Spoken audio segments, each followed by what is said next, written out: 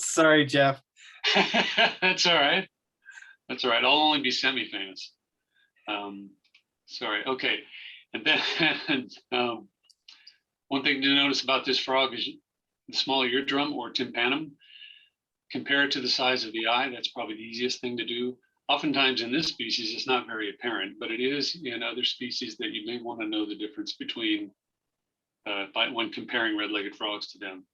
Another one is the mustache. Mustache looks like someone took a lighter valued pen or pencil and underlined the eye and the tympanum. It's present in all life stages. It's most apparent in the metamorphs, but it's present in all life stages. It doesn't always contrast with the background color of the frog, but it's a good thing to know about, especially if you're doing surveys through binoculars or with a flashlight. The frog is partially obscured a lot of times. If the face is peeking out or if it's obscured by sparse foliage, you can still see that mustache. So these are both the same frog as well. One's just responding to cold weather, and that's the one on the right. California red-legged frogs, like other frogs, have the ability to mobilize, sorry, I've forgotten the name. Anyway, melanin, thank you. Melanin through the skin, and they do that to control temperature because as cold-blooded animals, it's really important that they thermoregulate. So on cold days, they can make themselves darker, and that makes them more able to absorb light energy and heat energy. Okay, we're going to move on to gender differentiation. You're looking at the medial side of the front foot of the frog. The lateral side would be the outside of the toe or the outside of the hand out here. This is the front foot. The first digit starts and ends, it spans this distance, and then this is the second digit, and then this is all the way back to the palm, the third digit. In the males, that's swollen. It's called the nuptial pad. It is the first thing, whenever you're sexing any frog, it is the first thing you look for to determine gender. We'll show you some other less reliable ways in the ensuing slides, but this is what you look for. Oftentimes, it's a little bit darker than the surrounding skin. In this case, this one's not, but you can see how much it's swollen compared to the other one. But one thing you don't want to do is mistake these little tubercles for a nuptial pad, because you can see that these three tubercles, which are just used for grasping surfaces, are here, here, and here. The back two are pretty much obscured by this swollen area, but they're still there. So that nuptial excrescence is on the inside of the bottom of the thumbs, not on the bottom of the thumbs, inside of the bottom, and you'll see why later. These are both the same species of frog, both California red-legged frogs. Females tend to be larger, and they also tend to have a more rounded snout. After you look at many, many frogs, you'll see this at a glance, but this is not something at a beginning level that you would want to count on. And if we knew you hadn't seen very many frogs and you told us you knew what sex it was by the shape of the snout, we'd say, no, not buying them.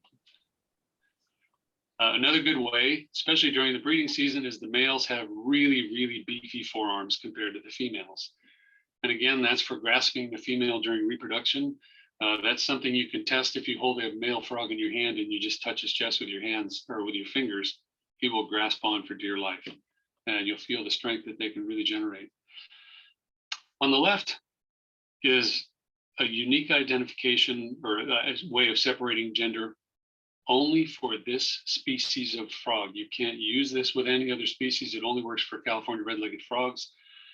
It was spotted by the very sharp-eyed, eminent herpetologist named Robert Stebbins, and who wrote probably most of the field guides you've ever seen for California amphibians and reptiles. But, and we'll show you this in the field, so don't worry about getting it now.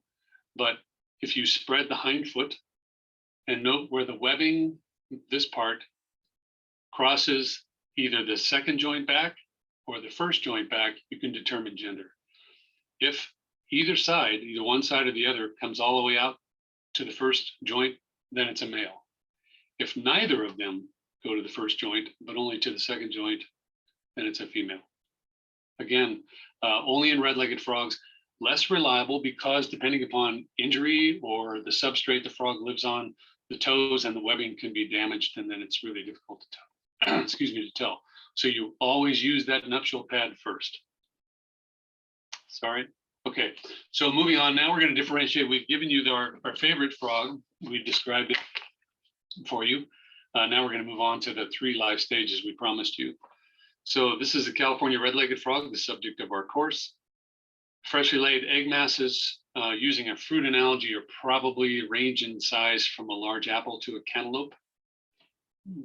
There's a wiggle room in there, but freshly laid masses have a clear gelatinous surrounding the embryos, and their surfaces are very sticky, so it keeps them together in a clump.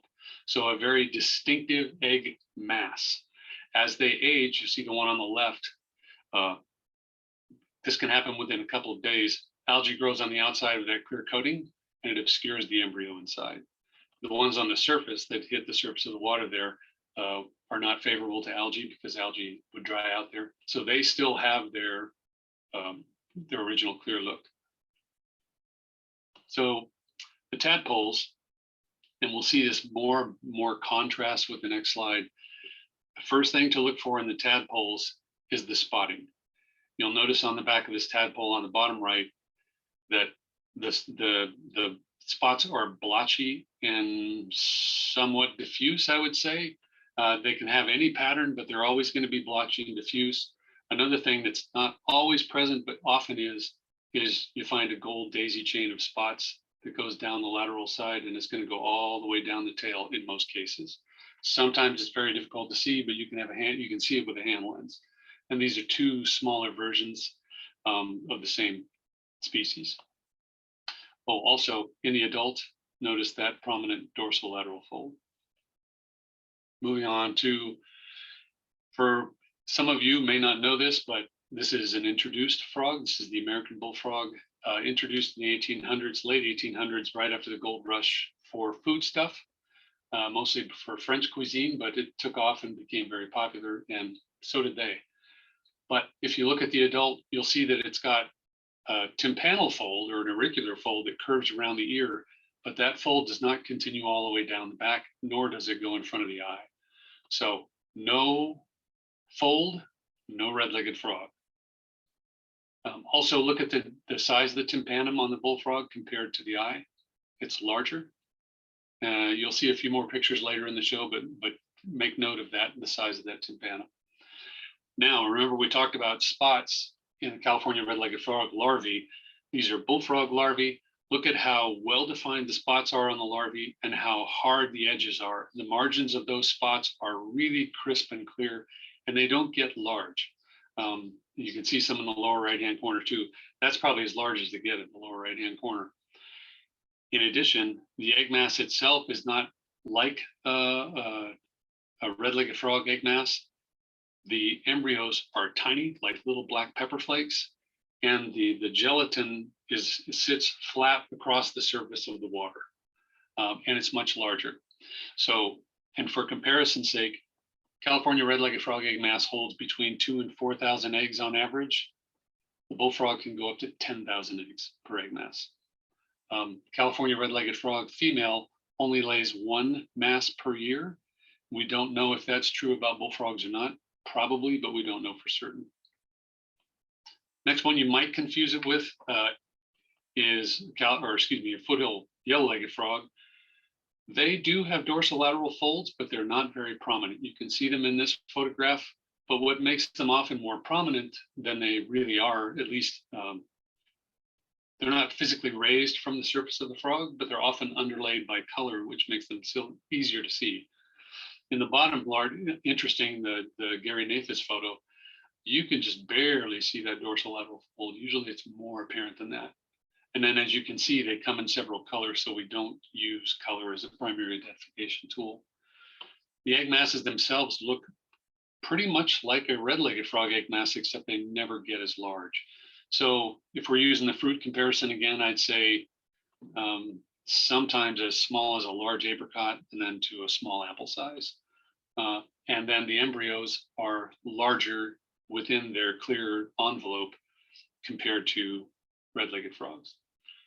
The larvae themselves are adapted for streams, therefore they don't have a super well-developed fin here, and they are dorso-ventrally flattened, so they're bottom feeders on the stream. Next one down is the really nice one to get in a larval test. But I'll get that, didn't want to skip past the adult. Again, they come in all colors, and they come in quite a variety of sizes, even for the small frogs, but this is our smallest native frog. This is a tree frog, whose name change, it's gone through several name changes, but we're sticking with Hylaeola regilla and the tree frog. Adults can come in any color, but they almost always have this dark line through the eye. The other identifying characteristics is if you look at the toes, they have very large bulbous tubercles on the end that they use to grasp for climbing. If you put them in a bucket with other frogs, the other frogs are in there and they're just treading water and looking up, these guys are going to be the ones who are just climbing up the side and leaping out. But what's nice about these guys is that they're the only tadpole within the range that we're describing who have the eyes on the outer margin of the head. So they should, if you have a bucket full of mixed species of tadpoles, these are going to be the easiest ones to identify because no other tadpole has the eyes out on the margin of the head. They also have an extraordinarily well-developed fin. This is the tail section running through here, separate from the fin, the clear area that goes around the outside. Sometimes it's quite ornate. These can be very beautiful. And then the egg masses, if we're doing the fruit again, I would say large peanut size to large unshelled walnut size. And the embryos are often light colored. So the egg mass is down here. It looks like actually this could be 3 separate egg masses joined together, or it could just be one solid one. And then again, if we're just looking at egg masses, this is the easiest inurin to differentiate because they lay, this is a Western toad and it lays its eggs in strings. So the eggs are parallel to one another. It looks like spaghetti across the bottom of a pond. And they interweave it in the vegetation, usually pretty close to shore where you can see it.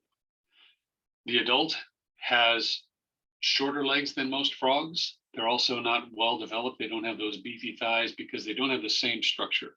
Their primary mode of motility is walking. They don't hop or leap like a frog does. They're capable of small hops, but not the big ones like Mark Twain's The Jumping Frogs.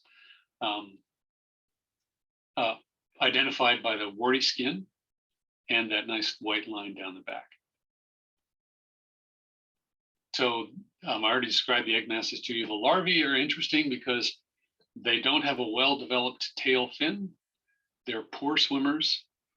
They often are the ones that you see schooling along the shore of a pond. All these, by the way, can breed in ponds and streams, every single one of them.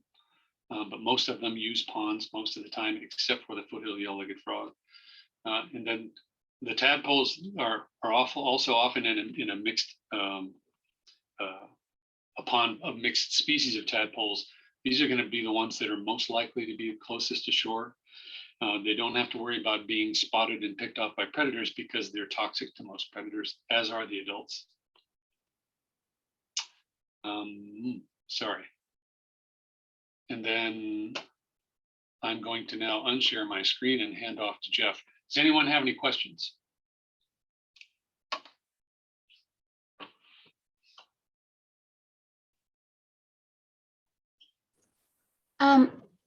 I have a quick question, Jeff. Yeah, I was just wondering with the CRLF egg masses, are they always white to clear, or is there color variation? At that early stage, they can be that clear and also have a sort of a blue-black hue, especially when they're brand new fresh. Part of the reason they transition pretty quickly because they're laid as single ova, which are, of course, you think about much smaller because they have to be packed inside the female. She's got 2,000 to 4,000 of those packed inside of her. So they're really, really small. As soon as they hit the water, they absorb water, and that's when the gelatinous capsules fill out. And as those fill out, the color changes. And then the color usually gets, and you'll see more later in the talk, but the color usually gets that sort of creamy to green color because of the algae on the outside. Okay. Thanks. Hey, Jeff, I have a question. So for Western toad, are there other characteristics besides lack of a well-developed tail that can help identify the tadpole stage? There are. It's going to be easier to show that to you than explain that to you, though. One is you can see there where they were shown in the palm of the hand. If you have them in the palm of your hand, it's really hard to flip them over on their back because they have such a broadened flat body. That's one way to tell them apart. Jeff, can you think of something else quickly? Yeah, so the tail will sprout out of the back of the body. So if the body's sort of an oval shape, the tail is starting right here, right out of the back, as opposed to off the top like a shark fin. That makes a big difference. When you look at a couple, you'll see that right away. Yeah, and if you go back and look at this video, it's very apparent in the picture. And also, if you look at the sketches by Robert Stebbins, they all depict that quite well also. In fact, it's probably among the ones we looked at, it's the easiest to discern that character in. Thank you. So we do know that we're giving you a ton of information. As Jeff is talking, I'm able to just kind of watch folks and see that you guys are taking notes. I really respect that and admire it. We'll send the link to the recorded version, minus the first minute and a half, to everybody. So you can, if you're unable to sleep some night, just put this on and review it again. But also just remember, you can ask questions when we're in the field, and we're going to try and reinforce all of this information in the field as well. Even with that, I have to admit, I've been to a red-legged frog workshop myself in the last few years, and I think I remember one or two things from it. And it's not because it was boring or poorly done. It's just because it's a lot of information very, very fast. So we get that part. We're hoping you take something from it. We don't expect you to take everything. And as I go through my next segment here, it is going to be stuff that isn't so exciting. So I don't expect you to take notes. There's going to be more maps than anything. You can do a screen grab if you watch the recorded version. So just keep those kinds of things in mind, and just know we're trying to give you information so it's somewhere in your head when somebody asks someday, but we don't expect you to remember all of it. So I'm going to start with taxonomy and distribution, and I'm going to combine this stuff together mostly because it's not the most fun thing to talk about anyway, but it is an important thing to talk about. So we'll just start with taxonomy. Whoops, I already overshot my own talk here. So the slide on the left side is the original range of the red-legged frog. It was originally considered 3 subspecies. Number 1 was the northern red-legged frog. Number 2 is the California red-legged frog. And number 3 is the Cascades red-legged frog, all considered one species at the time. And the time was 1852 to somewhere around the mid-50s before they started trying to split them up again. But then around 2003, so quite some time had passed. 150 years go by, and we start looking at this species again, and we want to actually think about it a little more closely. So what Stebbins did was he differentiated them more specifically by range, and also changed the range map quite significantly, as you can see. So the purple is the northern red-legged frog, the red is the California red-legged frog, and the in-between, the intergrade zone where we really couldn't tell the difference, was just called red-legged frog, Rana aurora at the time.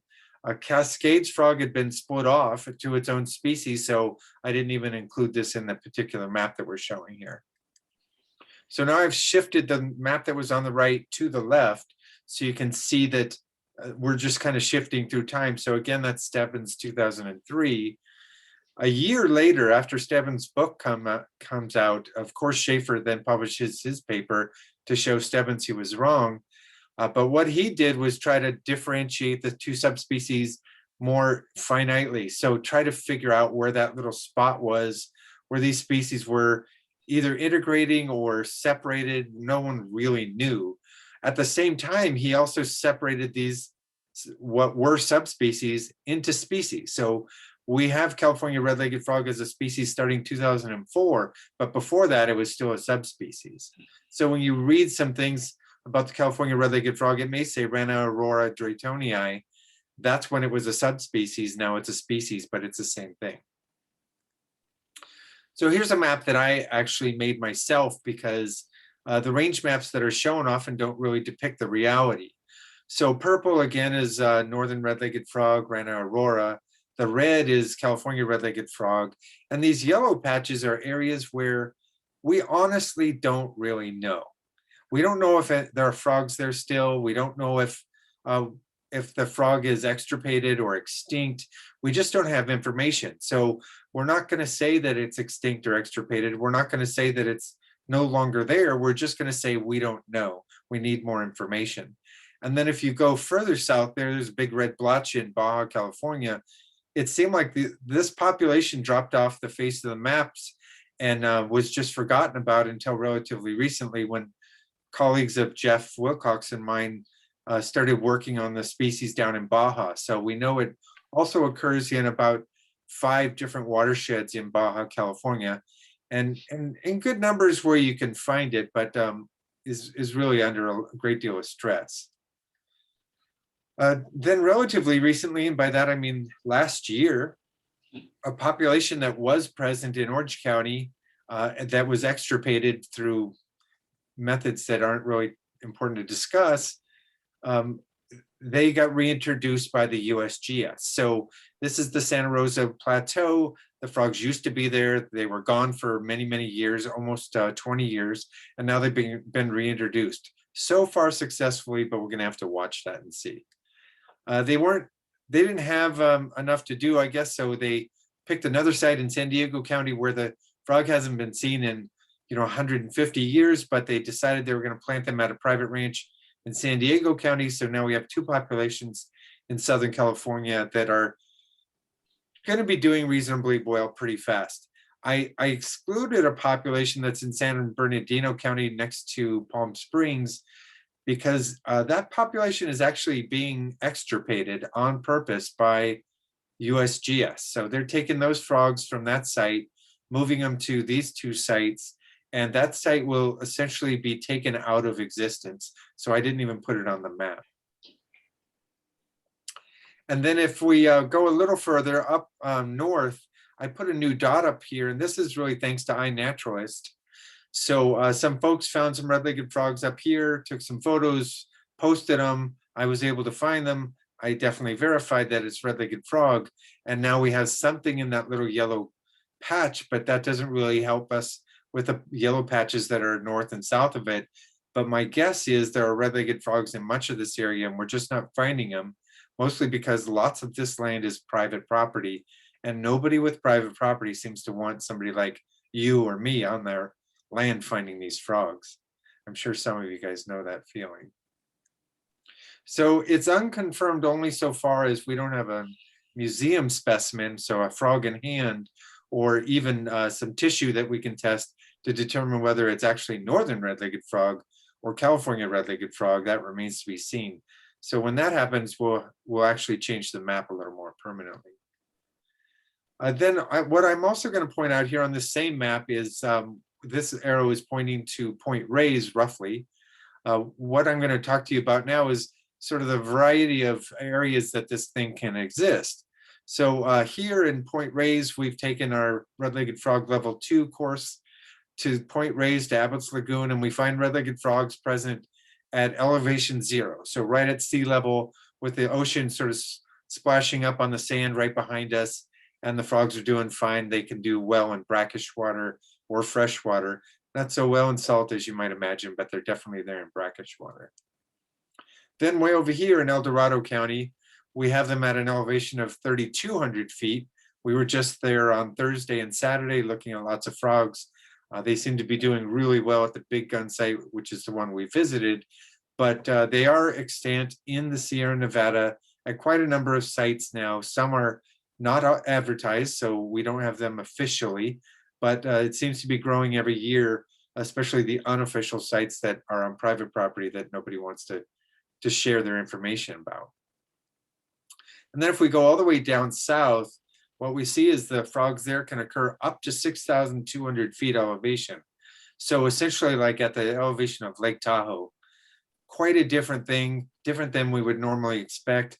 But what Jeff and I try to often share is you need to keep your mind open, and that's the way you're going to learn.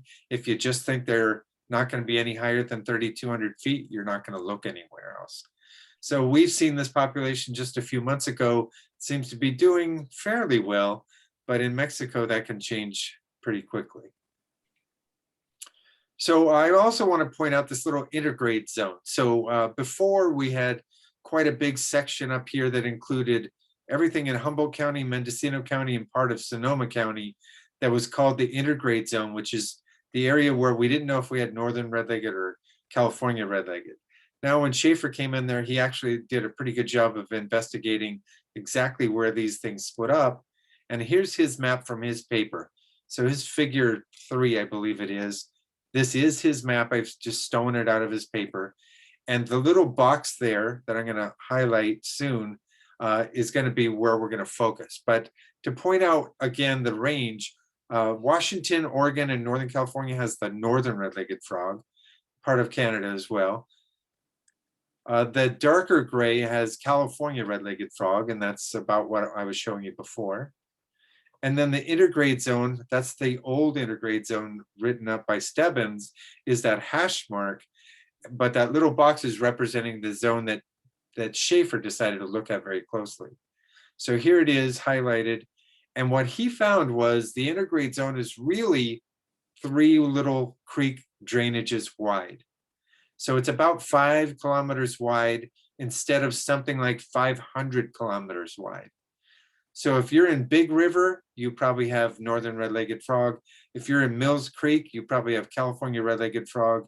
And everything in between is just who knows what that is. None of us do. The frogs don't seem to care. But the intergrade zone is very, very short compared to what we used to think it was. This is all based on genetic work, seems pretty solid.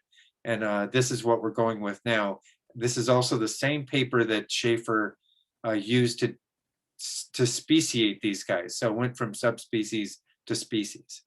So lots of little details there, but really just showing you that the intergrade zone is very, very tiny compared to what it used to be.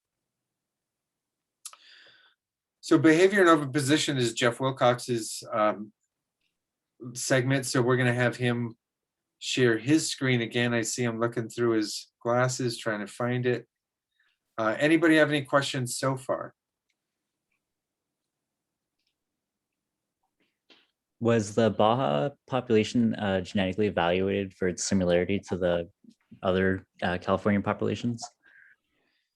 Yeah, it definitely was. Our friend Annie did her PhD on that very thing. So she compared all the Baja populations, every single one of them, with populations going up through California to see where there might be some similarity. Interestingly enough, the population that they are trying to extirpate out by Palm Springs was the most similar. So their contention is that they were probably moved from Baja up there. I'm not sure if I agree, but I don't really have any credibility in that area, so it doesn't matter. Then there's some similarity to the ones that are in southern Santa Barbara County, but it's a little bit distant. So they know that there is a big gap somewhere in Southern California where all the frogs are now essentially gone, but was probably more of a blend of frogs that were genetically related as you go further south in California and further north in Baja. Baja's got a big gap too. So there's about 600 miles between the populations in California and the populations in Baja. So at some point they were probably all joined together, but that's long gone. Did that answer your question, Jacob? Yes, thank you. All right.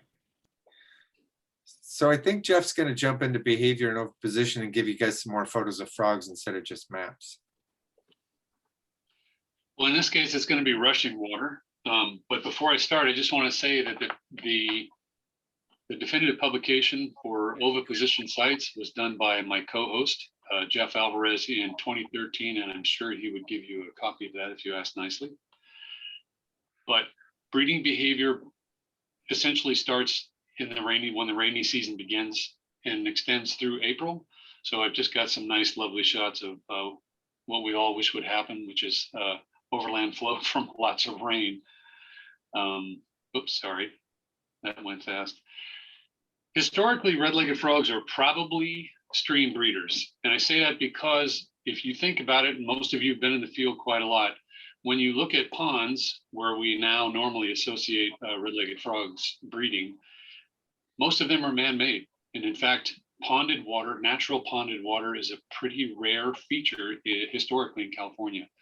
So they most likely used streams. Give that some thought as to what their population structure might have looked like before we arrived.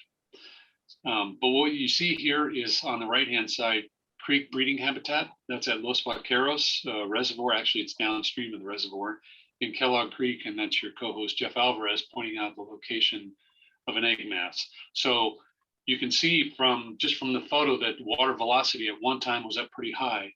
So the frogs likely waited for the water velocity to drop and then oviposited on those laid over tules. On the left-hand side is a stream in Mexico in the population that Jeff was just describing, although this is at a lower elevation. And they oviposit along the slow or under the vegetation, sometimes on the grass, well, where that first person is standing on the left-hand side.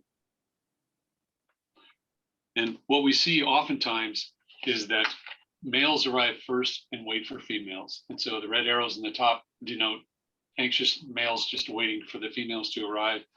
Females control everything. They control when the breeding is going to happen. They're the only ones carrying eggs after all, which they've taken all summer long and all spring long and all fall long to provision. It takes about 20% of their body mass to provision an egg mass. So, but as soon as they arrive, males grasp them in what's called the amplexal hold. And when we describe the differences, this is one of the reasons, the main reasons why males are different from females. You can see that nice wrestling hold that they have around, this is called the pectoral amplexal hold. And the male has those nice big pads up under her arms and they're locked in. They have a kind of a rubbery texture and it's going to be hard for her to get rid of him. And so you can see it really nicely. And you can see also the difference in the forearm thickness fairly well here. Males breeding, there's a lot of pressure on breeding season. It's the only time they get together, right? So that we know of anyway. And so most of our native frogs are also explosive breeders, which means that they do it all at once in a narrow window of time. And sometimes, and your co-host has written extensively on this, sometimes they don't get it right. So on the upper left, we have a California red-legged frog that is amorous over a Western toad.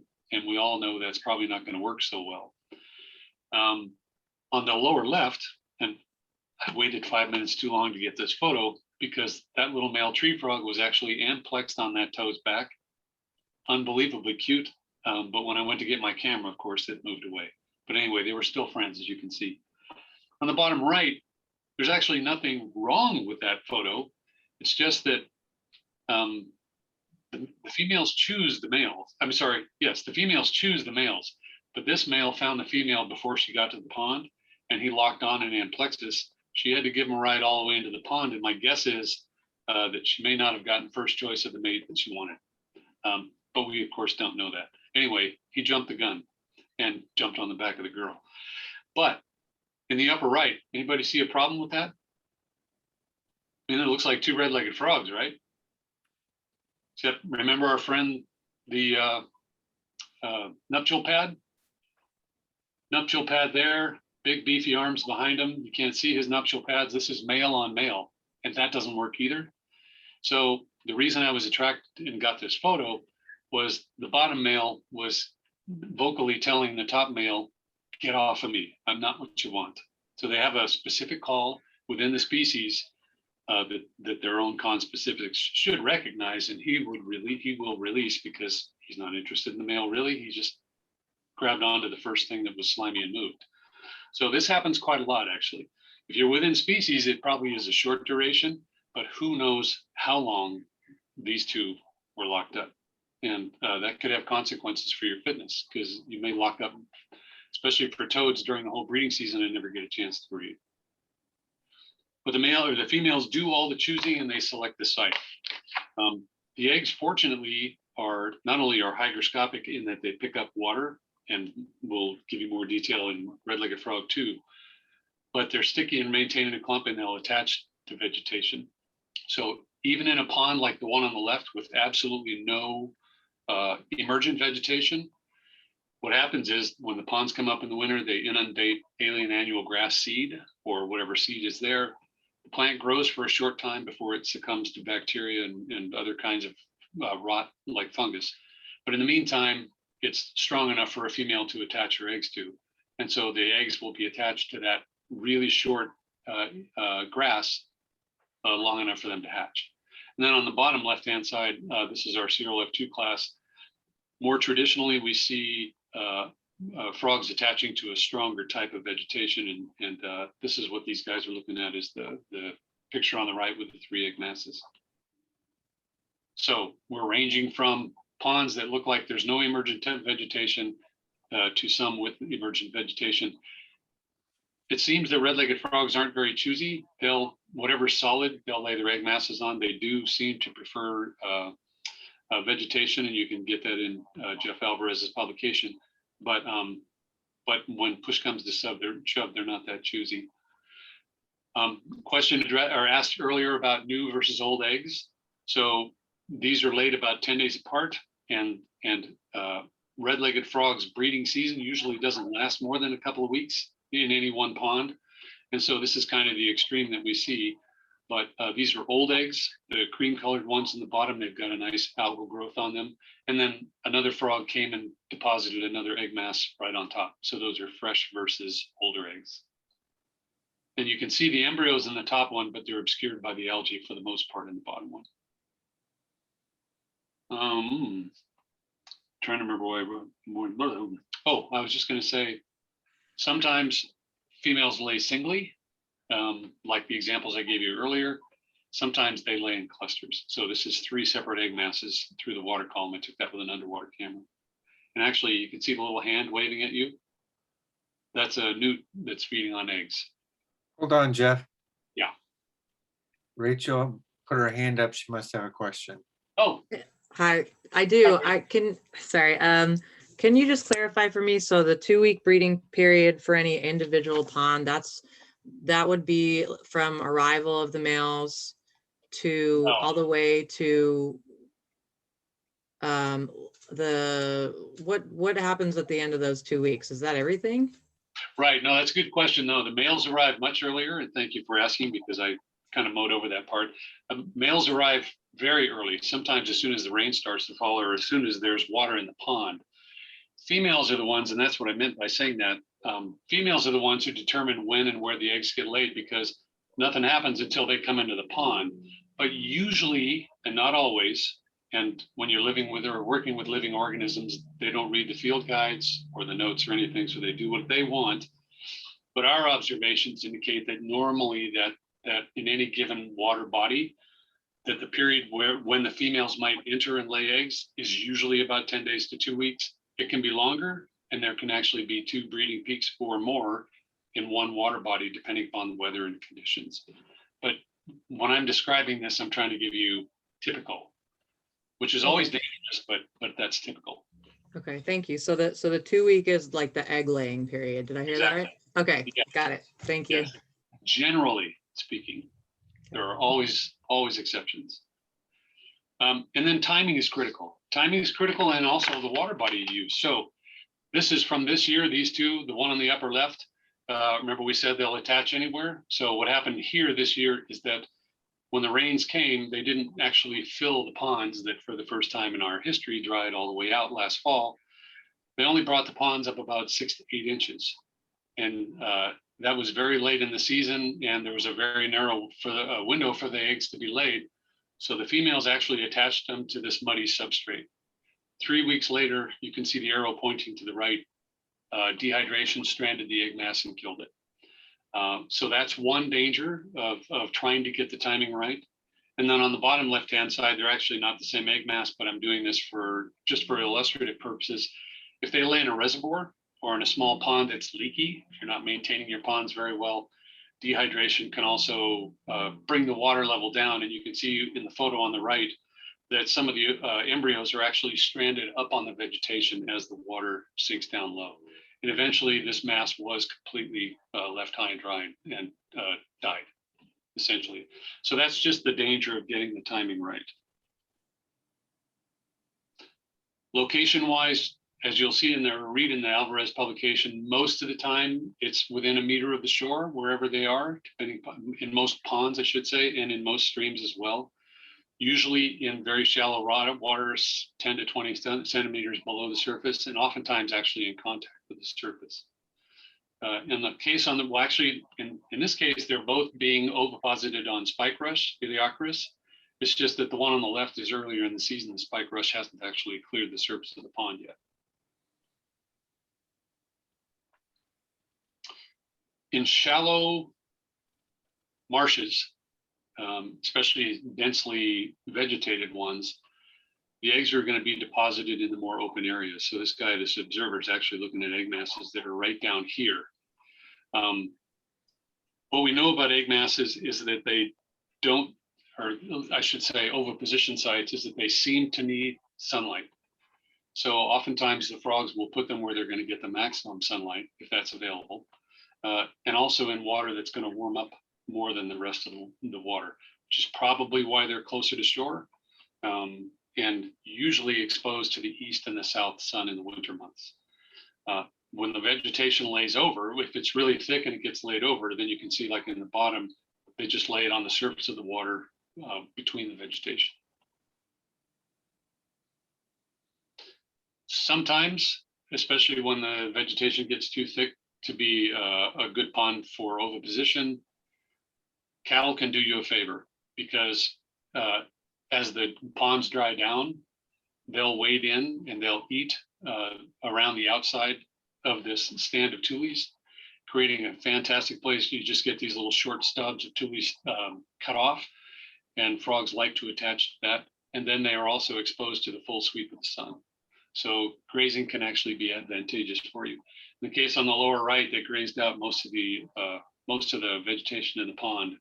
And as it fills, it provides far more opportunities for vegetation, or excuse me, for oviposition. This one's a problem. So more and more, and I don't know why, a lot of ponds are being, so what you're seeing, this coppery colored surface, is mosquito fern, otherwise known as azolla, or some people call it water fern. It's actually native, or at least most species are native, but it seems to be spreading to a lot of ponds, especially where ponds are protected from wind. But what happens is that it shades out the entire water column. So not only does it kill the food web, but it obscures all the oviposition places. So in this case, there were eggs that were laid in this pond, but they were laid back over here on the back side of the tules, where the cattle had eaten the tules down, so that the water was exposed. And Jeff, I think I'm about to hand off to you. Yeah. Does anyone have any questions? That was a good one about the egg masses, though. I'm glad you asked. Rachel, did you raise your hand? Oh. Thumbs up. Okay.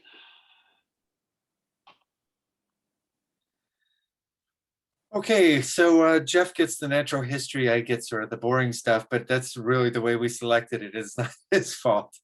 Some of the stuff is going to be tricky, and some of it is not going to be that interesting, but you need to be exposed to it to understand what the expectations of the agencies will be. So I'm going to jump in on survey protocols and survey techniques, but a lot of this is going to be general, and you need to adapt your survey technique to the site you're at.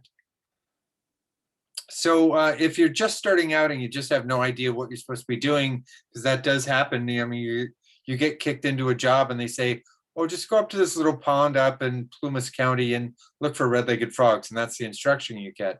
But you don't really know how to do that. So you have to look up, maybe there's a survey protocol for it. Maybe there isn't. It really just depends on the species.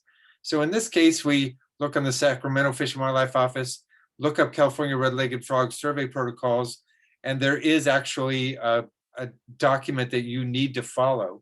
So if they have a protocol really means must. You must do exactly what they say.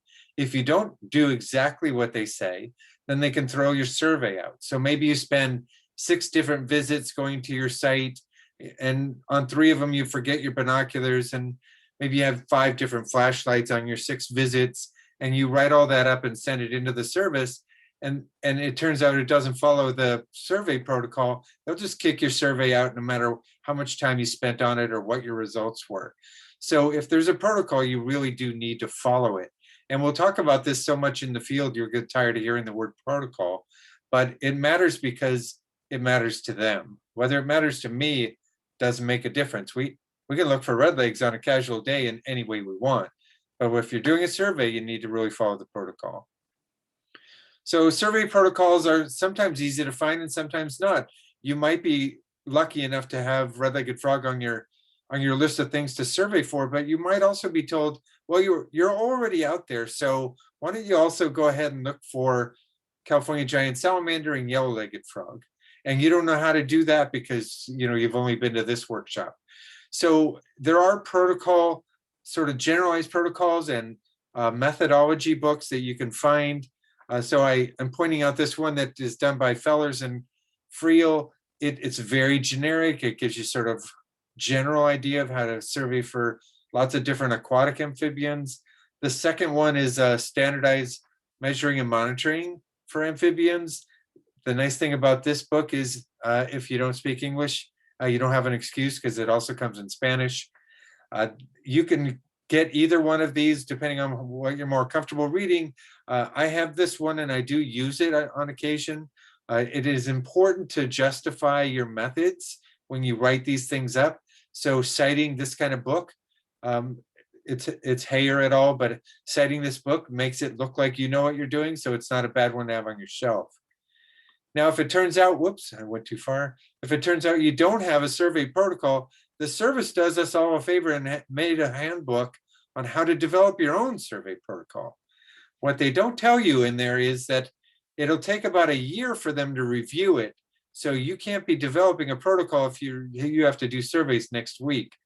So keep that in mind if you think, oh, I have that handbook, I'll just make my own protocol. It's going to have to go through the service through many, many levels, get approved, come back to you for changes, go back to them for approval, and it's going to happen several times. That even includes something like modifying the existing protocol. It takes years to get these things completed because, believe it or not, there's going to be legal challenges to this kind of stuff. So they're very, very serious about their protocols. So just know that there is a survey protocol for California red-legged frog, not from fishing, the state Fish and Wildlife, but from the federal Fish and Wildlife. So U.S. Fish and Wildlife Service has it. Everybody uses it, both state and federal. So if you just happen to be in some other area of the state, because these things do matter, if you go to a different district in the state, there might be different protocols. You're going to want to look that up. If you don't know how to look it up, you can email me and I'll tell you where to look. But in this kind of case, you see California red-legged frog has survey protocol in the Ventura office. The Ventura office is a very different Fish and Wildlife Service office. And it's good to kind of follow what they're saying, because if you use the wrong survey protocol, it's going to get thrown out. So keep that in mind. And then also notice that there might be other species that you are surveying for in the same list, and just pull down all those protocols that you might use. And then also note, and I'll talk about this in a minute, that there's always going to be this little thing down here at the bottom, in this case, techniques on how to prevent spreading disease. It is important that you know this stuff. I will spend some time on it, whether it's boring or not. We will also show you in the field how all of that works, meaning we will help you to decontaminate your waders, nets, any kind of tubs you bring, buckets, all that stuff has to be decontaminated. And I'll go through that in this presentation, but it's going to be a lot easier when you see it face to face and smell the bleach and all that sort of thing. So getting back to the protocol, here is the protocol we use up here in Northern California. It says page 1. There's not just one page. There's 12 pages to this thing. So you need to know that it is actually extensive. You need to read the whole thing before you go out and do a survey. It means that you shouldn't go do a survey first, then come back and figure out how to write it up. and use the protocol as a way of writing your document, you need to read the document first and then go out and do the survey, because it asks for very specific things. Some things you would not guess out in the field, and when you come back with no information, they're just going to cast your survey aside. So one of the things that you may not know if you do go out and do a protocol survey is they don't want you to do this kind of thing. There is just no getting in the waters, pushing through vegetation, looking for egg masses. Nobody's supposed to be using a dip net to collect tadpoles or larvae, depending on how you want to call them. You're more likely to be doing this over here, walking around the edge, maybe in some rubber boots, staying out of the water, because the survey protocol is a visual survey. It's not anything more than that. Yes, you can do some dip netting if you request that, but it's going to have to be specifically requested. And generally, you're going to have to get past the federal permit stage and also have a state permit, all of which I'll talk about later. But just keep in mind that the red-legged frog survey protocol does not include collecting any frogs. It's all visual. So I put this up here. It looks like a big mess, but what I'm trying to show you is just 3 or 4 species of common wildlife that co-occur frequently and have different protocols that are problematic if you're trying to do a survey, for example, for California red-legged frog, tiger salamander, and pond turtle, which is on the very, very far right there. It's problematic because they're so different that you may not be able to do both of them at the same time. So if your company says, well, go out and look for red-legged frog and tiger salamander, and by the way, if you see any turtles, let us know, that's all well and good, but you may need, for example, on tiger salamander, 20 days in the field where you only need up to 8 for California red-legged frog, and maybe 1 to who knows how many for turtle. So these things can be really complicated when you're trying to propose, for example. You're proposing on this and you don't know whether to charge 8 full days or 20 full days or more. With the tiger salamander kind of mixed in, you might have to do upland surveys, aquatic surveys. But if we stick with the red-legged frog, we're really going to be doing night surveys and day surveys. For the most part, you're going to be just doing visual surveys. You might have to dip net, but it's going to be uncommon to rare, really. So there are also conditions where you might have to leave up to 7 days between some of these surveys. So you can't say, well, I have 8 days ahead of me, I'll just do all 8 in a row. That's not the way they want you to do it. You need to do a few in March, a few in May, a few in June, and a few maybe in the end of summer, all separated by 7 days. So these things can take up to a year to do for red-legged frog. And then they also have an expiration. If you do the survey and the project doesn't start, it'll expire in 2 years.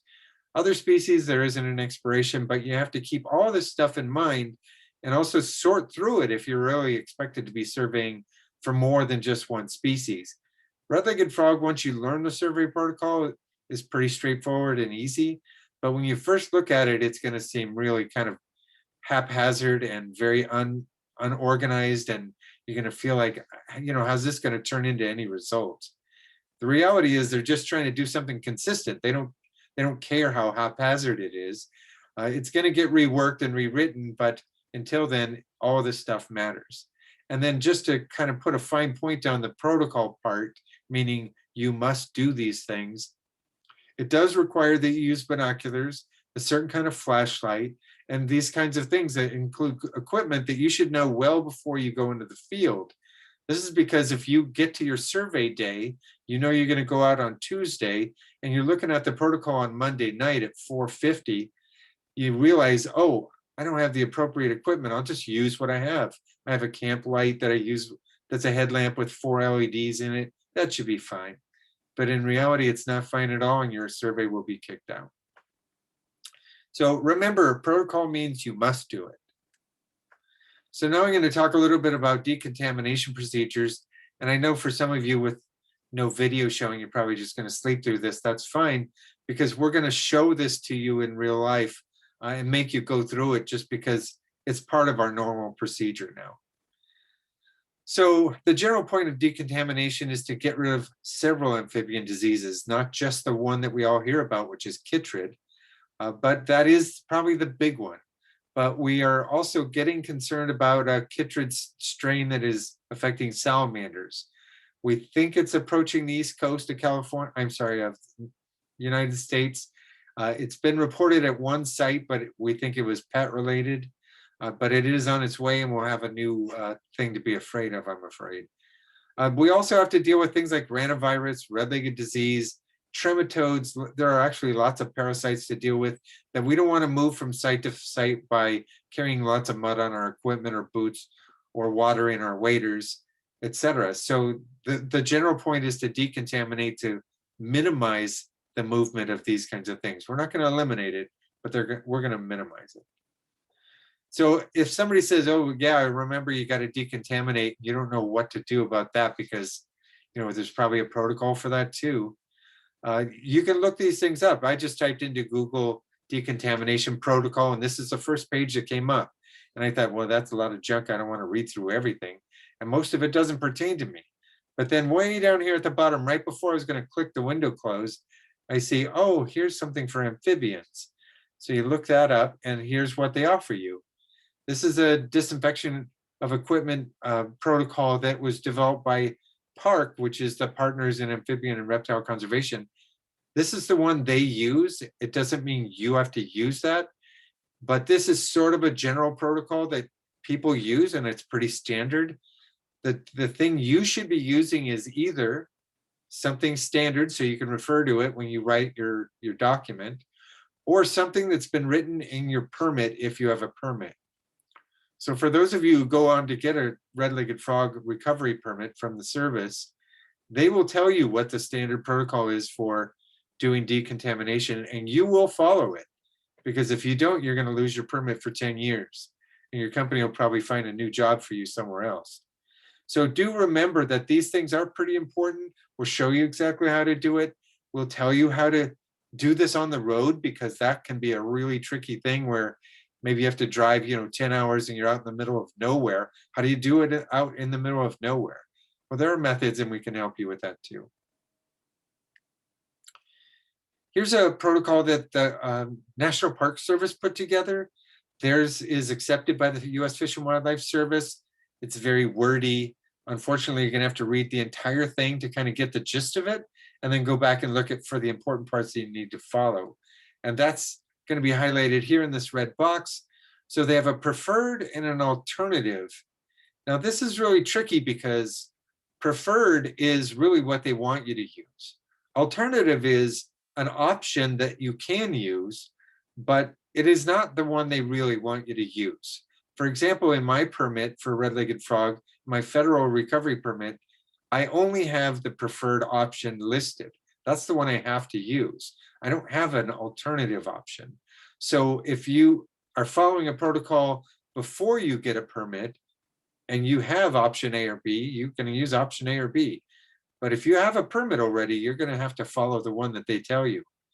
That gets tricky too, and I'll tell you about that in a second. But we're going to highlight these little things in detail, options A and B here. So option A, which is the preferred one, uses a solution called Quat. It's just a janitorial supply cleaner that they use in hospitals, and it kills lots of things. It's essentially a biocide. So if you mix it in with water at the appropriate concentration, it's going to kill everything that's on your waders, in your shoes, on your nets, etc. So generally, you want to use about 1/4 ounce per gallon of water.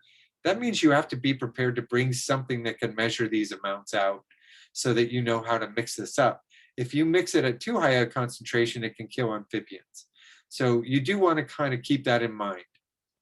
So they give you all these details about, the dilution rate and that sort of thing. And they give you this extra little note about, well, if your concentration is too high, then this is going to happen. And if it's too low, that's going to happen.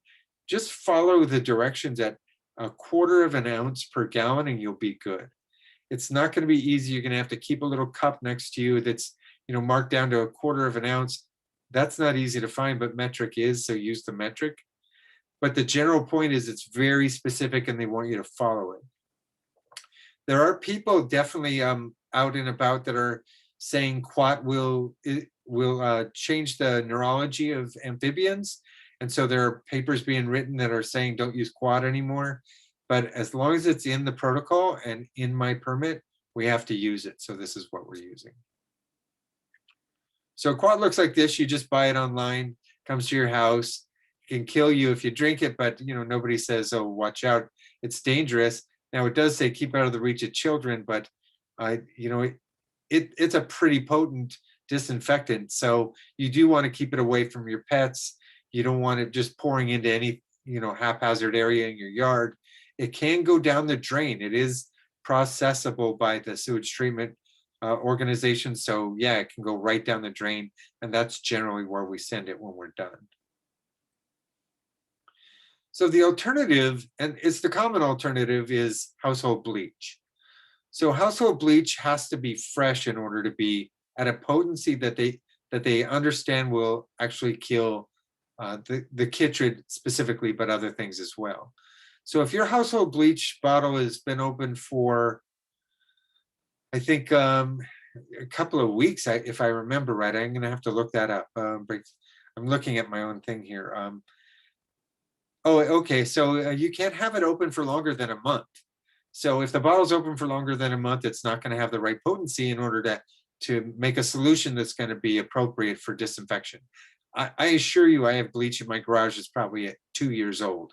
So I can't just walk in there and say, oh, I forgot to buy bleach, I'll just take mine off the shelf. It doesn't work that way. You're going to have to stop somewhere and buy it anyway. So it has to be fresh bleach.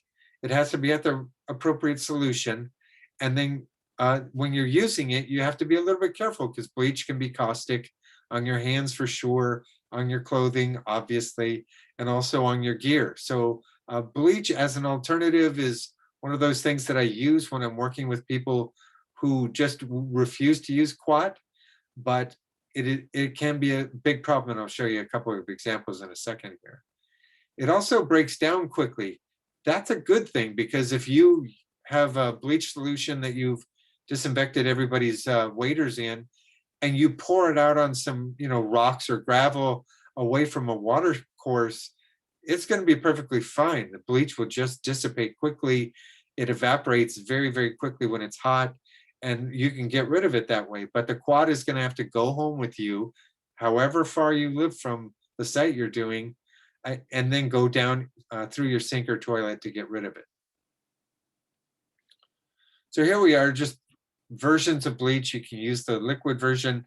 The crystal version is a lot easier to carry around, but it's much harder to get the correct solution, the concentration with the crystal version. So here's how we do it. We put tubs out, put in 5 gallons of water, put in the appropriate amount of quat or bleach, and then we use several tools to try to get the solution up on your waders as high as you've been in the water so that it's sure to kill everything. So if you're working with bleach, you're going to smell it. It's going to be harsh on things, but you got to do it. So that's why we use quat. It doesn't smell so bad. It does take a little longer to dry. So we would do a round of decontamination and then a round of rinsing. And then we wait about 5 minutes and then we can go in the water. So Dave Cook here on the other side is decontaminating not only the nets, but the handles of the nets, because he uses wood-handled nets and the wood absorbs chytrid fungus. So he's got to decontaminate all the handles too, so keep that in mind. Jeff and I will recommend a fiberglass handled net. Saves you a lot of trouble in this little aspect of it. But you also are going to be decontaminating your little measurement trays, your buckets, your rulers, anything that you use that might have come in contact either with the water or the animals. So just sort of a bit of a warning, high concentrations of bleach will change they'll change everything about your waders. And by that, I really mean they're going to just ruin them.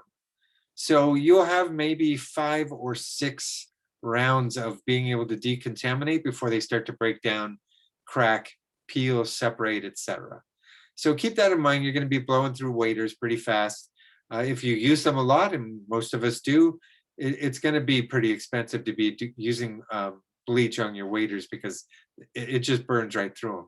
If you're one of those people who buys Sims waders, they're going to be $200 or $300, and you're going to be spending that amount of money quite often. You can buy cheap waders. They last about the same amount of time as Sims if you're using bleach, and that would probably be what I recommend. The one on the right is sort of a goofball move here. So the biologists, instead of stopping at a grocery store and getting some bleach, they stopped at a 7-Eleven that did not have bleach, and they bought Pine Sol. And it turns out that the ingredients in Pine Sol dissolve glue, and it dissolved the glue on all the seams of their waders. So the waders were ruined and the survey was over, because, as you know, no one's just gonna say, well, I'll just go into my clothes. Although Jeff knows that 2 people did that on Saturday when we were out. So keep in mind, you need to really follow the protocol, not follow the shortcut of the protocol. It's not going to do you any good. You're going to have to redo your survey anyway. If the agencies found out you cleaned your waders with Pine Sol and then went into a water body, you'd probably not be getting a permit ever. So we also want you to know that many of you, at least we believe many of you, probably are permit bound. And by permit bound, I mean, you're thinking it would be nice to have a permit for your own marketability, which is true, for getting work for your company, which is probably true, for making more money, which is almost certainly true. So you need to know what the minimum qualifications to get a recovery permit might be. And there is actually a website with the Fish and Wildlife Service, and they have the minimum qualifications. You can see they have it for lots of species: arroyo toad, red-legged frog, tiger salamander, wood snake, tortoise garter snake, and San Francisco garter snake. What we recommend you do is look at several of these. And by that, I mean, if you're looking at a red-legged frog permit possibility, also look at tiger salamander and try to do them together, because those animals co-occur frequently. And if you have a permit for one and not the other, you still may be stopped from working at your site. If you have a permit for both, it's going to work in your favor. So do know that there are minimum qualifications for recovery permits. We know what those are, and we're going to try to help you through that process if this is where you're heading.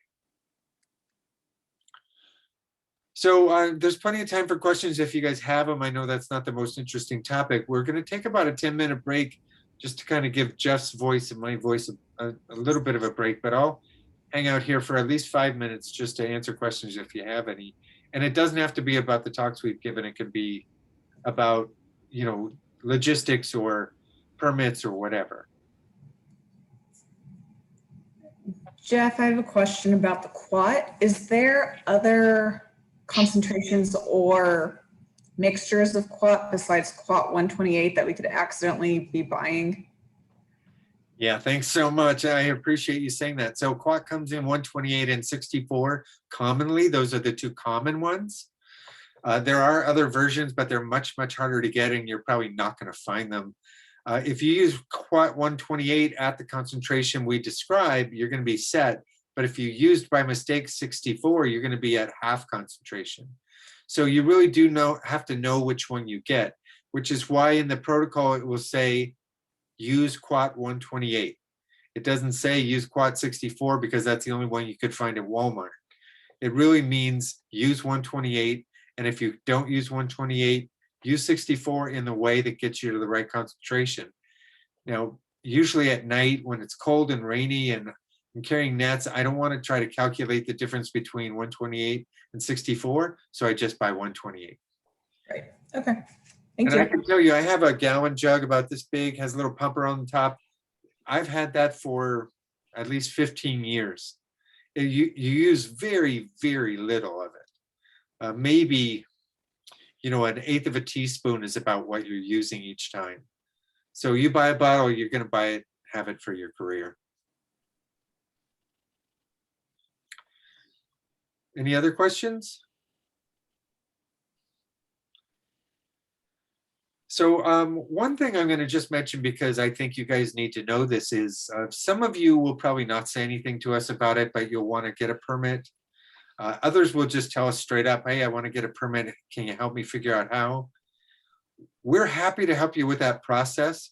There are 2 ways to do it. You can keep working with other people that have a permit and get lots of hours and lots of handling done and get your permit by getting that experience. But we strongly, strongly recommend you get their permit number from them. There will be some people who say, I don't give my permit number out. We don't care, just tell us, we'll get, as long as you know their name, we'll get their permit number. They just are wrong when they do that. Jeff and I are happy to give you our permit numbers just to show you, we're not just being sort of elitist in that way.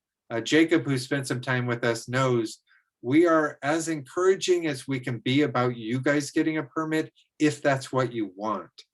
If it's not what you want, you don't have to worry about it. You're going to have a lot easier time, because there's stuff I'm going to talk about later in this talk about reporting and keeping yourself on the right side of your permit that is onerous. It really is. So keep that stuff in mind.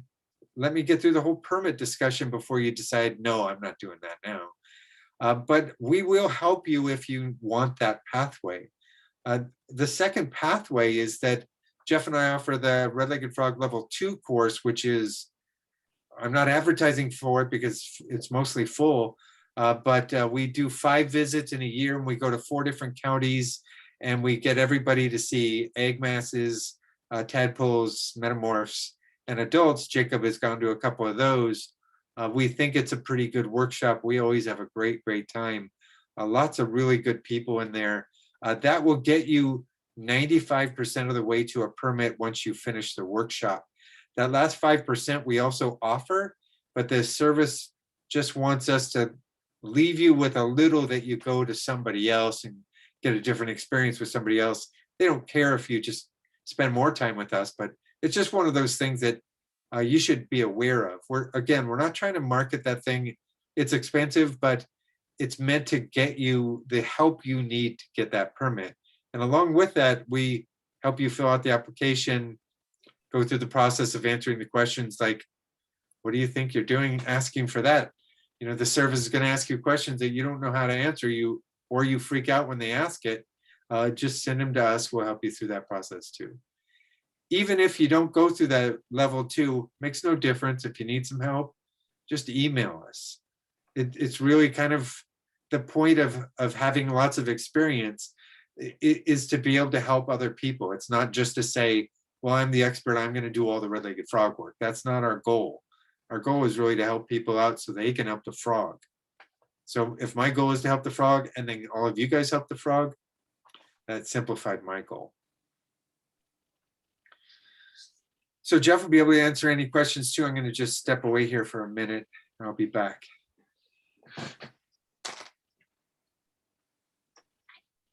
Fire at will. Hi, Jeff. Hi, Rachel. Hey, in the picture you have on the screen, I'm just trying to calibrate myself a little bit as a newbie. On the screen there, you have a male on the left and a female on the right. Is that right? I would agree. That's not my photo, so I can't tell you with certainty, but I would agree with your assessment. Okay, thanks. I'm just getting myself used to it. No, that's good. And it's going to be a lot easier when you have them in hand, of course. Okay, cool. Thank you. You're welcome.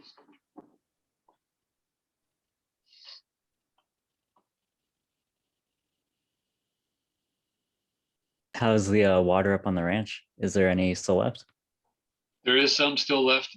Leaky, as you know, is completely dry. Bonnie's is very low. I can walk across it. Wow. And the water temperature is up. Turtle also I can walk across. And then we still have probably 200 feet of creek. And that's about it. Yeah. So the sooner folks get up here, the better. And you guys may or may not know this because I don't know if they'll attend, but we have graduate students working on the property, and one of them is in panic mode because of the dehydration, because she's trying to work on frogs, and with no water around, they're hard to find, or I should say harder to find. So it's a good thing that we'll be out in the field soon.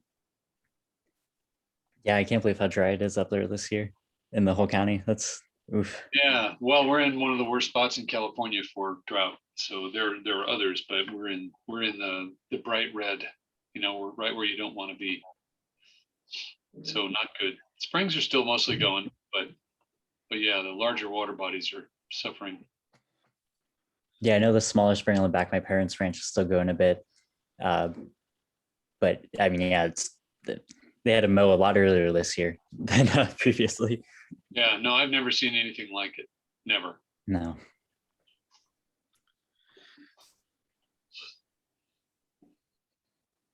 What did I miss?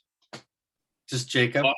No, sorry, not Chelsea. Rachel took a shot at gender on your photo here. She said female left, male right. Which photo? Oh, the one in the background. Yeah. Sorry, I expanded everything and I can't see it. Nope, not that guy. Yeah. Well, I messed my own photo up. There you go. Yeah. Well, she took a good shot at it. Yeah. These were both subadults, so gender was irrelevant. Yeah. I think she's probably looking at the fat arms on the one on the left.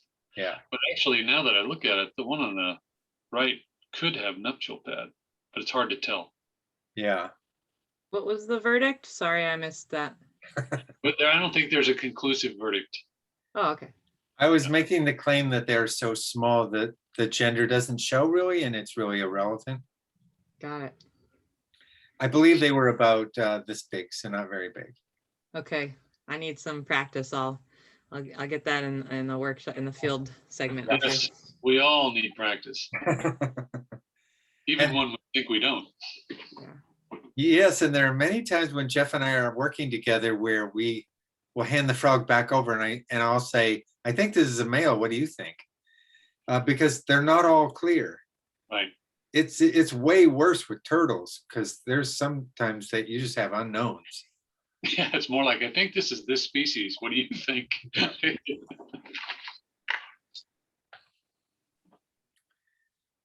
So I didn't check the time when we started our little break, but we'll give it a couple more minutes in case people wandered off. Yeah, it's 2:24 now. I have.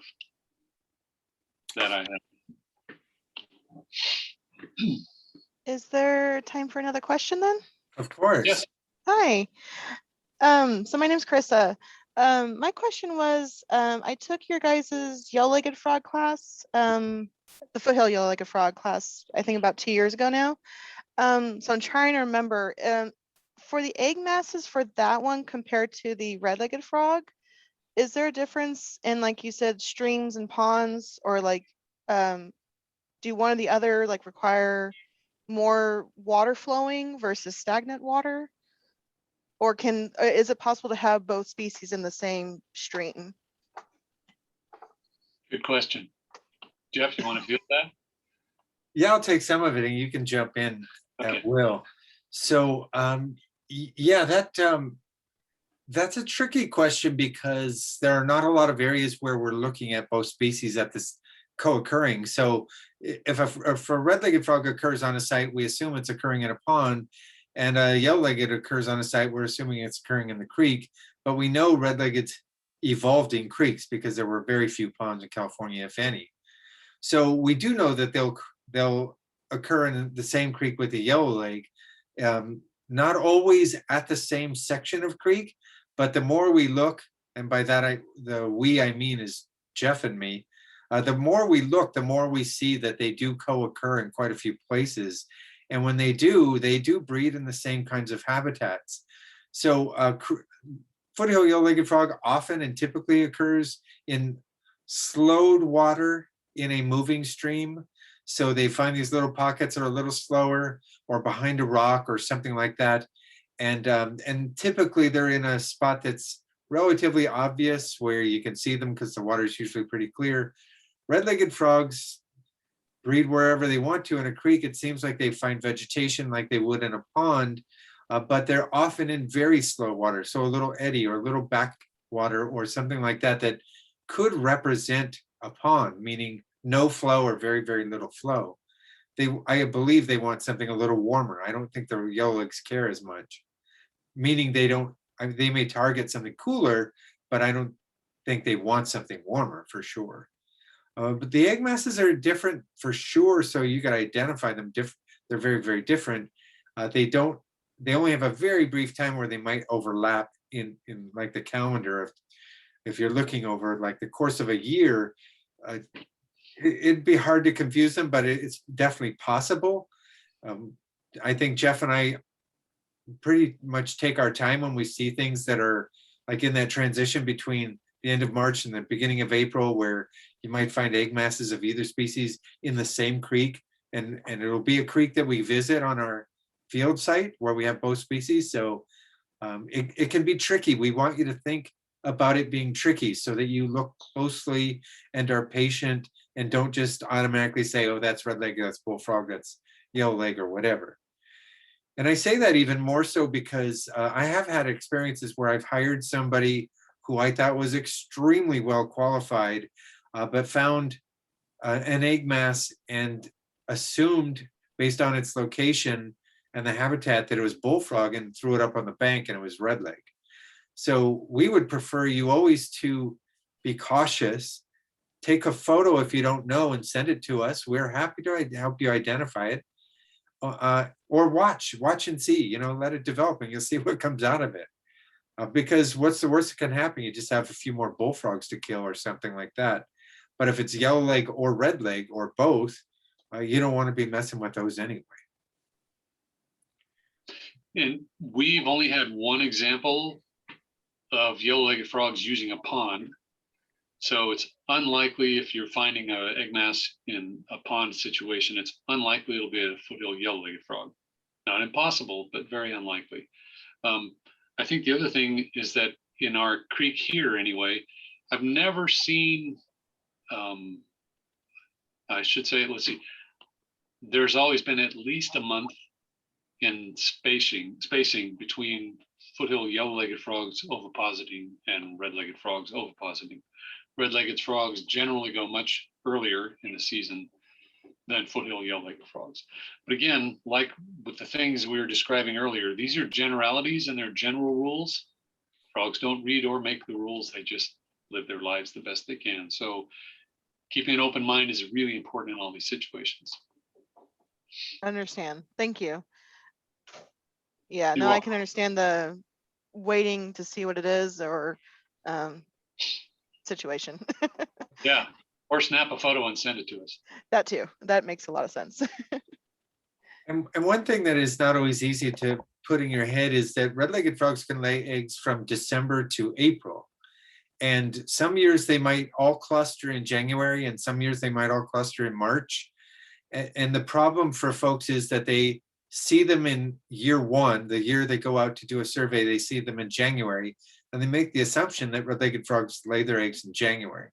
And they don't go looking in December or February or March. And then they miss them in year two and say, well, they must not be there anymore or something to that effect. But they really time it based on something we don't fully understand. And we just have to wait and watch and see. But, I've been watching red leg since 1994, which might even be before some of you were born. And I still don't see that pattern. I see a little bit of a pattern, but I'm still slapping my forehead every year. It's very tricky. So we just go out frequently.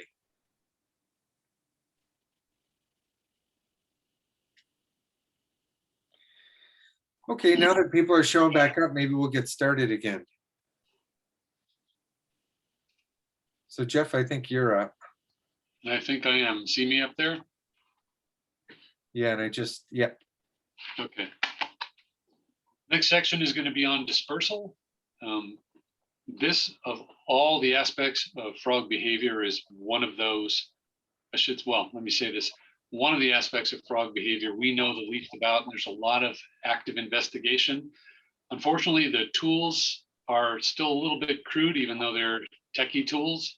Well, let's put it this way. It's some of the crude tools still work as well as the techie tools. It really just depends upon who's using them and how. But probably the type of dispersal that we think about the most is migration, and I have that listed third on the slide, which is one-way movement to a distant location. In other words, taking your genes to another gene pool. So that's what we usually think about in terms of migration. But there are other parts or other types of dispersal. One we described earlier, the movement to and from the breeding site, that's a kind of dispersal. And the other one, which we know the least about, is the movement away from the natal site. So larvae develop wherever they were born in whatever water body, easy for me to say, water body they were born. And some cue makes them leave the place and as a terrestrial form and take their genes somewhere else. Sometimes they return, sometimes they don't. There we go. One of the technologies for following frogs to find out how they move is radiotelemetry. On the left-hand side, you see little radios. I think they weighed about 6 grams, which means they could go, they have to be about 5% of the frog's entire weight. So you can do the multiplication. But you can see one attached. Jeff's holding one that was our first run in Mexico to learn how to use radiotelemetry. We attached them around the waist of the frog with a custom tailored belt. More about that at some other time, which we've painted out with paint so that there's no shiny surface, but yet it's a value that still contrasts with the back so that at a glance we can see that they're still wearing their belt. Each transmitter has a unique number, and you can see that. We put them on the frog so you can see that, especially with binoculars. And then that wire that's hanging down is the antenna for the radio. Each one has its own frequency, so we can give each frog a unique radio. We have a radio, like you would hold a handheld radio, if any of you know what that is anyway, and then turn into a certain frequency, tune into a certain frequency, and we hear a beep. And if it's a strong beep, we're close. If it's not so strong, we're far away. That's just the crude way we do it. And then we find the frog. Oh, sorry, these are just examples of that, of the transmitters on the frog, and you can see that color of paint is a good value for any color phase of the frog. And then we use a Yagi antenna, which is a directional antenna. It's hard to see in this photo, but the back elements of the antenna stick out further than the front, and they sort of point directionally at whatever they're trying to pick up the signal from. So you can see that Dr. Van Buren there is holding the receiver up close to his ear. That's so that he can hear it. And as he gets closer, he turns down the volume to determine where the frog is, moves the antenna around, and follows the strongest part of the signal. As you get close, you hold it. When you're far away, you can just hear it beeping loudly. But as you get close and try to home in on the frog, then you turn it down and hold it to your ear to test the signal, test the strength of the signal. Once we find the frogs, locate the frogs, we can mark them with a GPS, and then using a GIS program, we can mark movements of the frog, and this is what the maps kind of look like. So this is actually the site that you'll be visiting for field work. And on the bottom, that's Bonnie's Pond, and so you see a lot of clusters there. The red lines are the movements of red-legged frogs. The green lines are the movements of bullfrogs. This was generated by a master's student here comparing movements of both species using radiotelemetry. And you can see that there's some kind of crazy movement. A lot of it's linear along the creek, which is sort of at the center top of the photo, but some of it's across very open country. Now, these are direct lines. These are as the crow flies. These are not actually as the frog moves, technically. It's probably reflects some of that frog movement, but all we can do is measure point to point, because you'd have to chase the frog, essentially follow it all the time to find exactly what habitat it uses. That's one of the areas where radiotelemetry is not a very good method for tracking frogs, because we don't know all the stops in between, because nobody can afford to be with the frog all the time. Especially during the study, we may have 30 to 40 radios on a frog. So switching frequencies to find each frog takes a lot of time, and you can't do it all in one night. So crude tools, but at least we get some rough movement of the frogs. Where do they go? What path do they take? Do they stop for breakfast? Do they stop for a cup of coffee? We don't know any of this stuff. We do know that, like the tree frog on the bottom right, there isn't any water for 200 meters, yet he's taking refuge in some kind of a rodent hole. We actually find that a lot with red-legged frogs as well, and with toads a lot. They use rodent holes quite a lot. How long they stay in there, we don't know. Do they forage in there? We don't know. Why are they in there? We have some idea, but we don't necessarily know. It's probably humidity. And then the one on the left-hand side, I'm sorry, it's a very orange red-legged frog. Again, we don't go by color, but you can see the raised dorsolateral folds. This one was at Los Vaqueros. It's about 11:30 at night. We were surveying for bullfrogs, and I had to take care of some business. So I took a walk about 100 meters from the creek, and this guy was out 88 degrees, 11:30 at night. Humidity was probably 20%. What's he doing out there? We have no idea. So frogs use the landscape extensively, but we simply don't know how because we don't have great tools to determine that. We're working on it.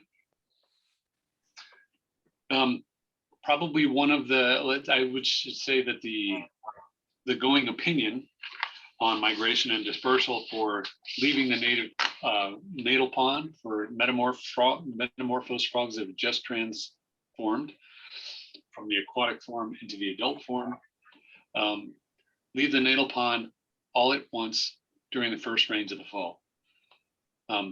That's what someone witnessed. I've seen that here, but we're also starting to see other patterns emerge. So I would read this publication if you can and believe in it, but believe that there's also, there are other things that are happening as well. But what's most important, I didn't differentiate, is the adult form, the terrestrial form, is the form that leaves the pond. It's the pond that moves the genes around the landscape. So it's also the longer lived portion, and these frogs are long lived. They might be out in the landscape for years and still be able to come back and breed. We just don't know much about that though. We know a little bit of something because of data collected here. We know a little bit of something about how fast they can move. And so we know that they can cover 400 meters in 3 days or less. And we know that because we catch the froglets at the pond, the little metamorphs. We put a pit tag in them, and then when we pick them up, we know exactly who the individual is and where the last time we found it was. Then we can calculate the distance traveled over time. So maximum known dispersal is 1.6 kilometers, over 4 months for metamorphs, and that was measured right here on this ranch where you'll be. There was another radiotelemetry, one of the first ones done in Southern California, actually San Luis Obispo area. And they found that the maximum known distance is 2.6 kilometers, but that happened over a month, and that was a full adult. But those adults were traveling 2.8 kilometers between breeding sites. So that's pretty good for a little tiny frog. Oh, sorry. I think I just went over my, yeah. I'm going to stop here. Does anybody have any questions?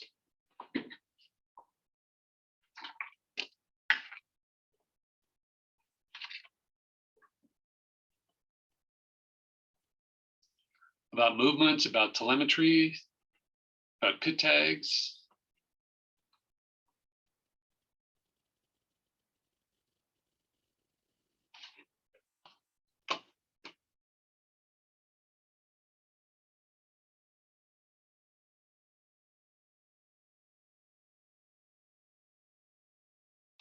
You're muted, Jeff.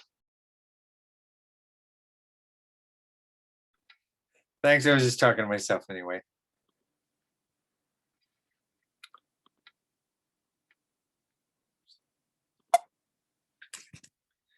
Sorry, just doing a little adjusting here.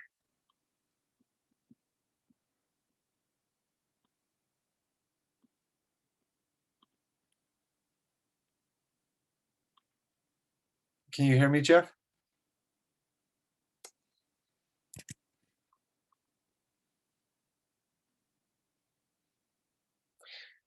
Jeff, do you hear me?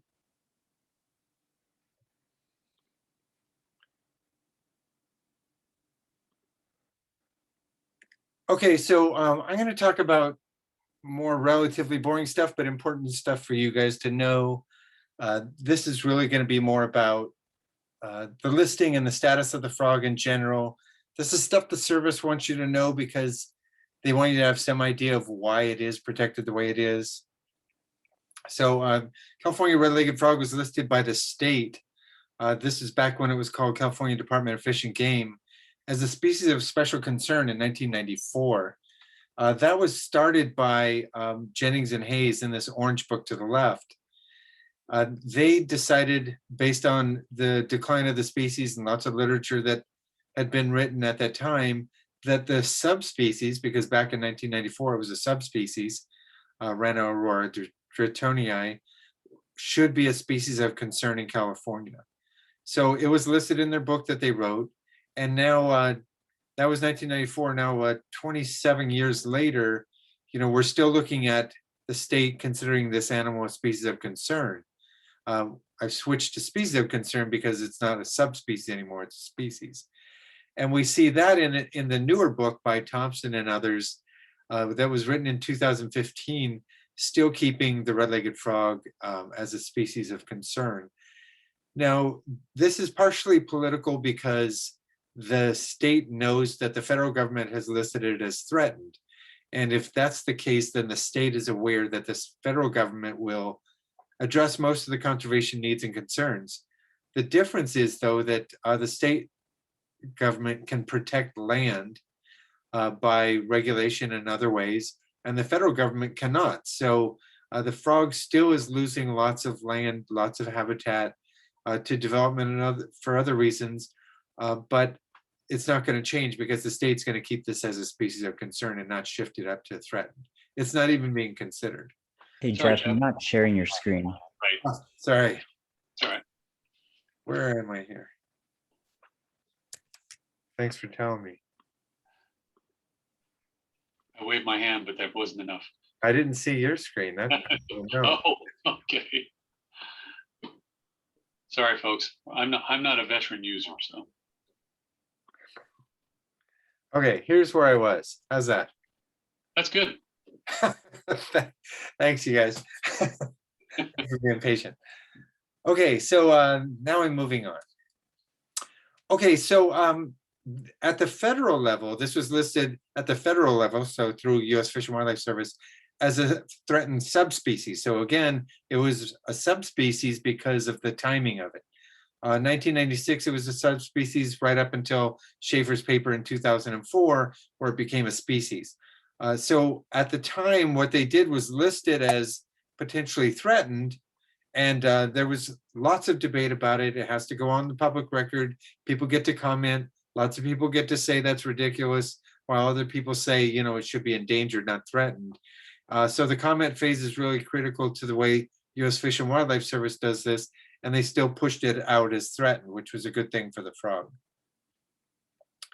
When they generate these kinds of listings, so when the federal government lists anything as endangered or threatened, they have 5 years to prepare a recovery plan.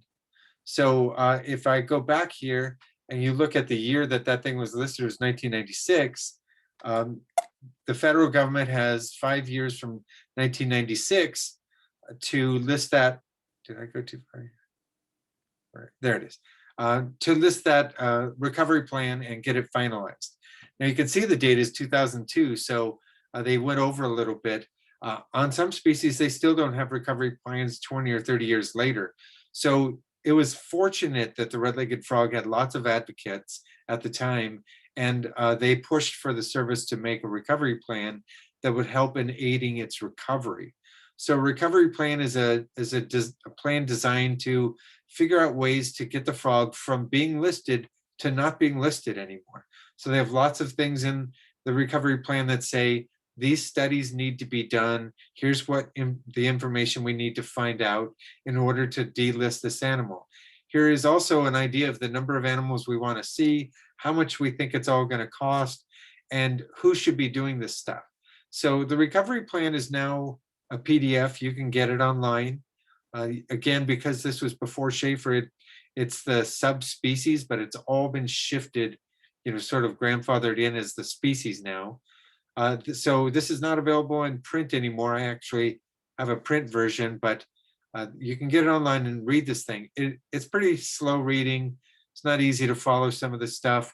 It's really not even very well used any longer, but you'll want to refer to this when you apply for a federal recovery permit, because the recovery permit and the recovery plan go together.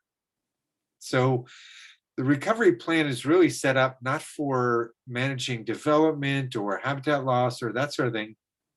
It's really set up for guiding people with recovery permits to help the service figure out more about the natural history. For example, at the time, they didn't even know where these frogs ate, what they ate, how long they lived, or anything like that. The recovery plan suggests these kinds of projects.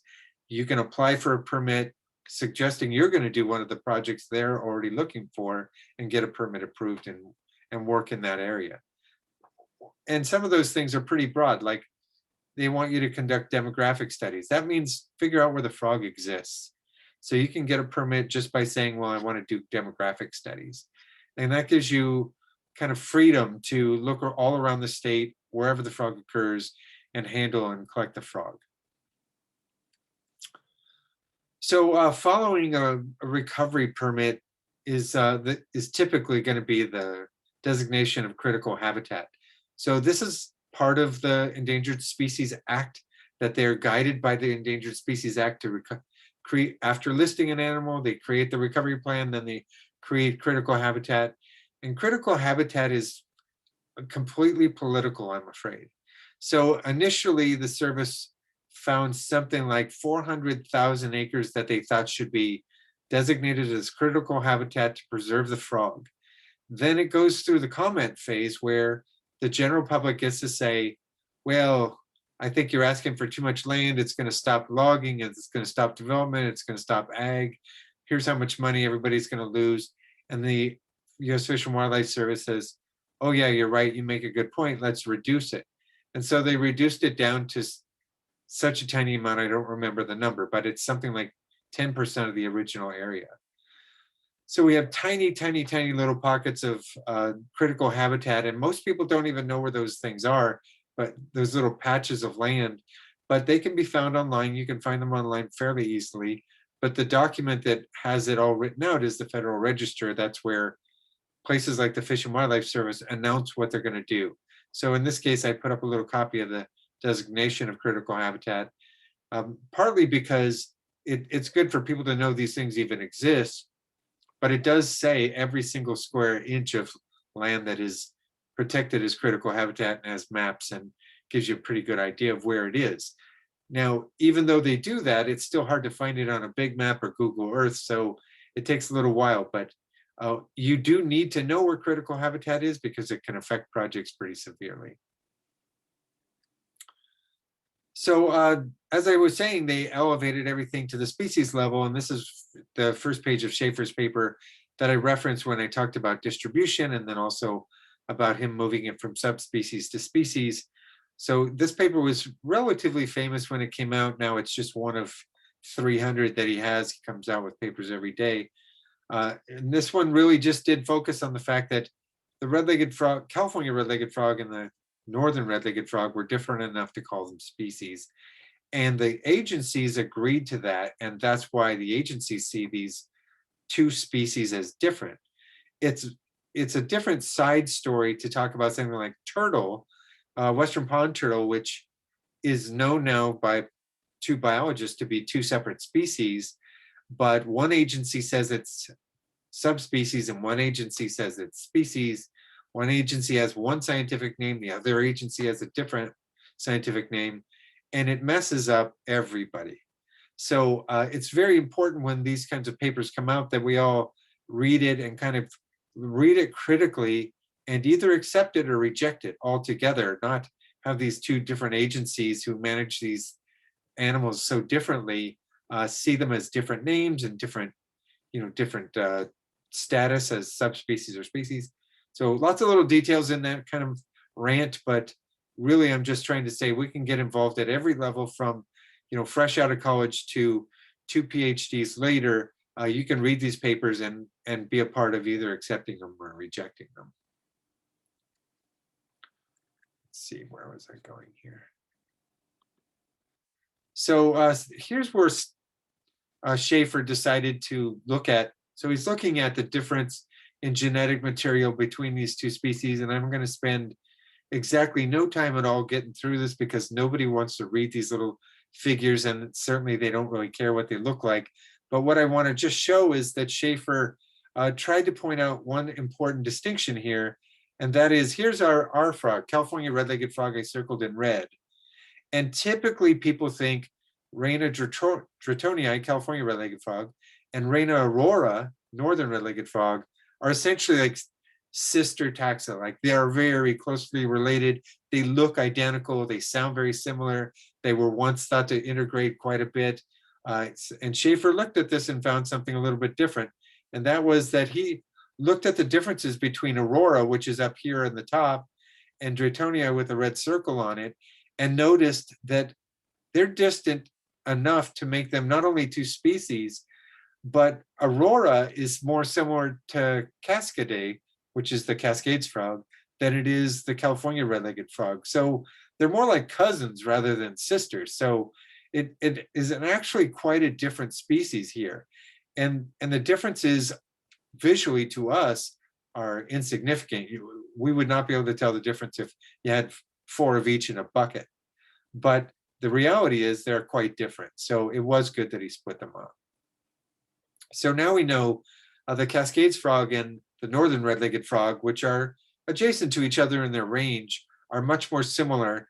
It turns out that we don't see Cascades frogs anymore. They're so very uncommon, it's ridiculous. They're probably more condors than Cascades frogs. And then set aside by itself is our California red-legged frog, which I'm glad to see because it's definitely my favorite frog. So not to just breeze over the genetics so fast, but I definitely wanted to. I want to spend a little time with permits. I want to slow down, talk about this because some of you secretly are interested in getting a permit. Some of you will tell us you want to get a permit. And some of you will learn that you either do or do not want to get one after what I say. So we're going to talk about that, I think, after, though, I'm just looking at my own list. Hey, Jeff, are you still awake? He's on mute. Oh, yes, sorry, I just woke up. We're going to hold off on my permit talk until Jeff does the good stuff, the food, prey, feeding, with lots of good photos of frogs and not any more photos of permits.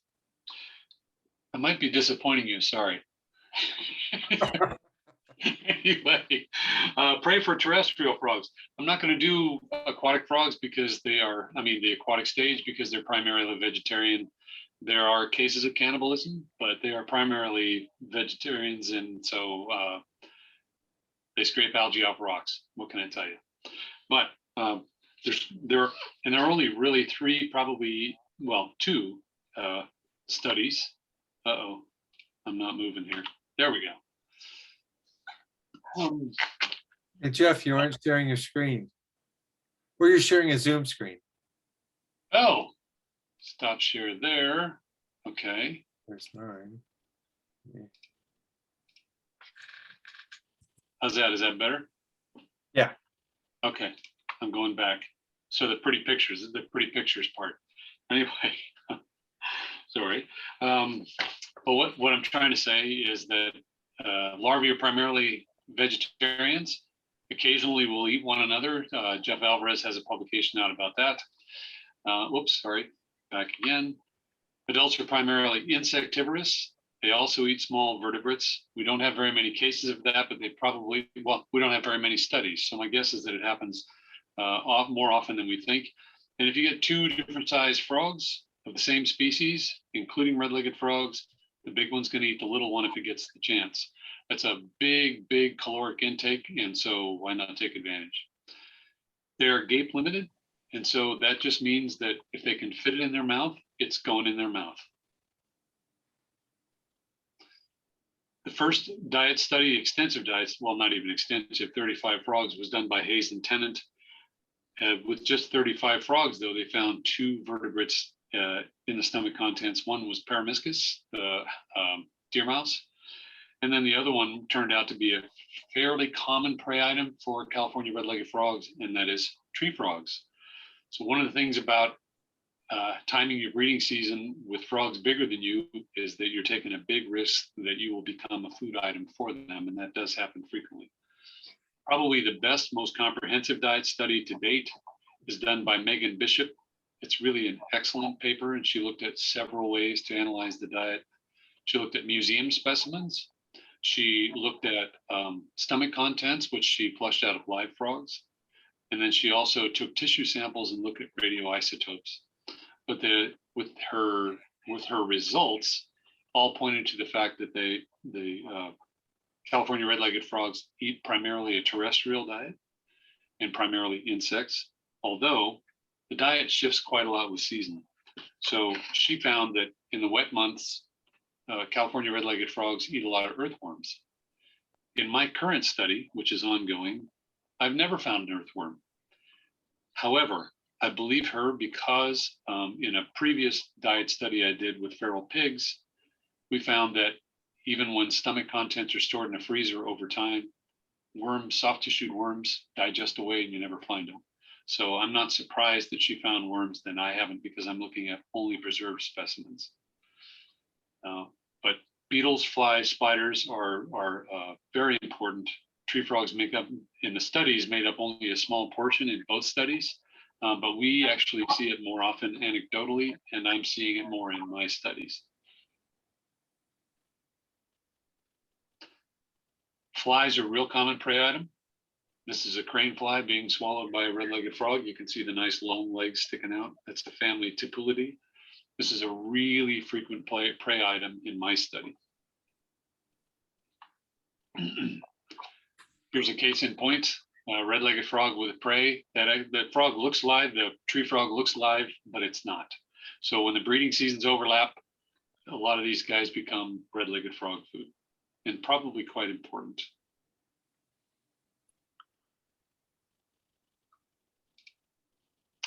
And then lastly, spiders form a large group. Not usually this big a spider. This is actually a smallish adult red-legged frog. This is with one of our classes at Pinnacles National Monument, where we find frogs in odd places. In this case, a cave. And this recently shed tarantula found its way somehow into the reach of, I mean, this is not the shed, this is the spider, but the spider has just shed its exoskeleton, which is why it's so pale. But it found its way into a red-legged frog mouth. And so they'll take on some pretty large prey by size. But in my study, in descending order of importance, and I have a lot more so far, analyzed a lot more than the previous two studies have.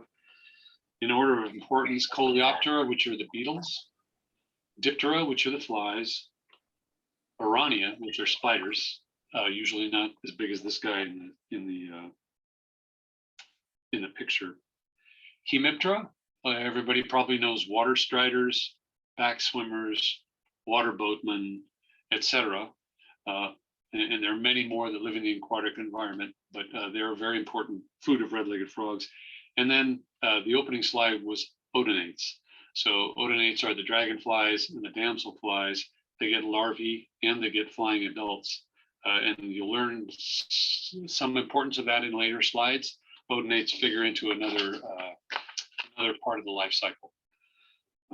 And I seem to be missing a couple of slides, so I apologize for that, but they were just tables. So let's move on to something more exciting. Back to you, Jeff. Anybody got questions about prey? Essentially, we don't know a lot. So only 3 major studies, and mine is ongoing.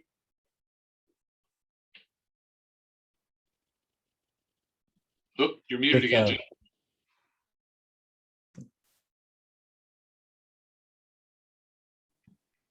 I just had a quick question about have any of the studies been stomach flushes to like kind of go against the bias of more soft body prey dissolving quicker? Jeff, you're on a mute. Oh no, I'm just joking.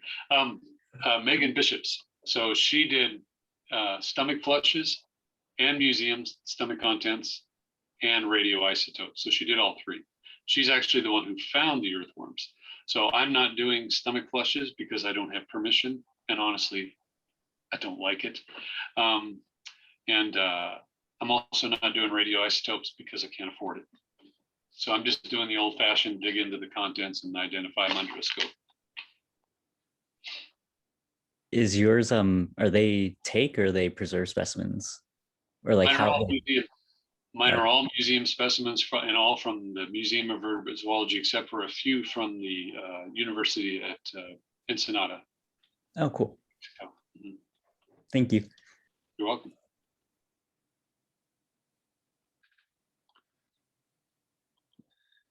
Jeff, you didn't have anything on predators, or is that the slide you were missing?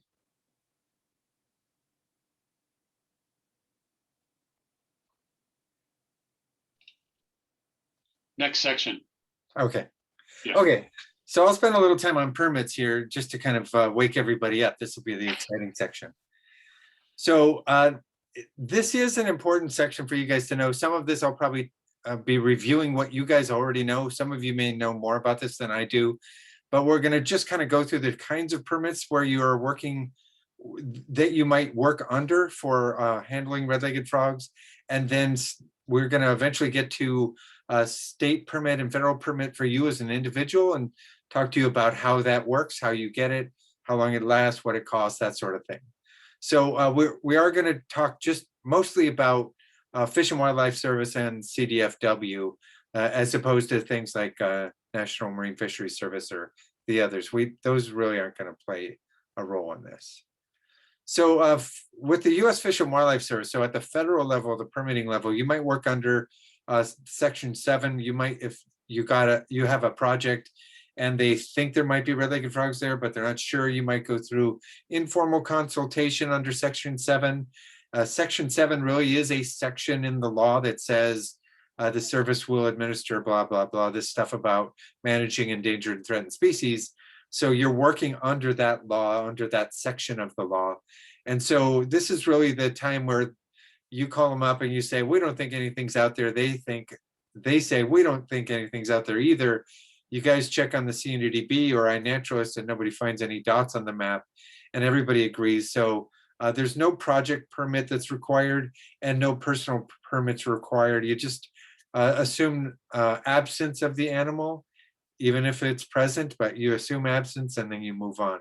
So informal consultation, you don't generally worry about anything, and certainly you're not seeing anything or working at handling anything. Formal consultation is the next step up, and that means somebody, either the agencies or you, believe that something is there. So there might be red-legged frogs on a site, you're going to construct a reservoir, and the service, the U.S. Fish and Wildlife Service, expects you to go out and prepare a BA, a biological assessment, that includes what the impacts are going to be from your project, what the cumulative impacts are, what the regional impacts are, et cetera. And you write that up and send it in as a document. They convert that to a biological opinion, which is essentially a federal permit. And that's what you work under. So lots of people work under BOs. They'll work at a large facility like Travis Air Force Base or through PG&E or some other entity that has a programmatic BO or a regular BO. And there are approval steps under those, but that's the project permit, the BO. And in those cases, you're not working with a personal permit. You're not using your 10A1A or my 10A1A or anybody else's recovery permit. 10A1A and recovery permit are the same. The project gets its own permit, and that's the way it should be. So that if there is some somebody runs over a frog or a kid fox or whatever it is, that's applied to the project permit, not your permit. We'll talk more about that in a second. Section 10, I'll skip over most of this, is really the next section. If you're not going to be working with a federal agency, or the federal agency has no real jurisdiction over your project, you're going to shift to an HCP. These essentially function like a big BO, except they're much, much, much more permissive in their planning, because they have long-term plans that allow you to do lots and lots of things. And you might have to be qualified to work under an HCP, which means you're a qualified biologist or you're a designated biologist, but still the project permit is the HCP, and you do not use your personal permit. You don't need a personal permit. That means recovery permit or 10A1A. And even if you had one, you wouldn't want to use it anyway. The project has a permit, it's the HCP. So those are the project permits for the federal government that we want to talk about. Then in section 10, so this is still a section of the law, section 10 allows for the federal government, and it really says something like allows for the Secretary of the Department of Interior to issue a permit. So back in the old days, it would be the Secretary of the Department of Interior who signed your permit. Now it's, somebody 15 levels down. But the general point is that they allow you to have a permit to take an endangered or threatened species. And take has its own definition. It's very important to know that, because it doesn't just mean kill or injure. It means kill, injure, pursue, or attempt to pursue. So the attempt or pursue is the part where you get into trouble, because you're out on a site, you think you're covered by a project permit, but you're a recovery permit holder, and the warden comes out and you have a bucket with water in it. There's no frogs in it, but you're next to a creek with frogs.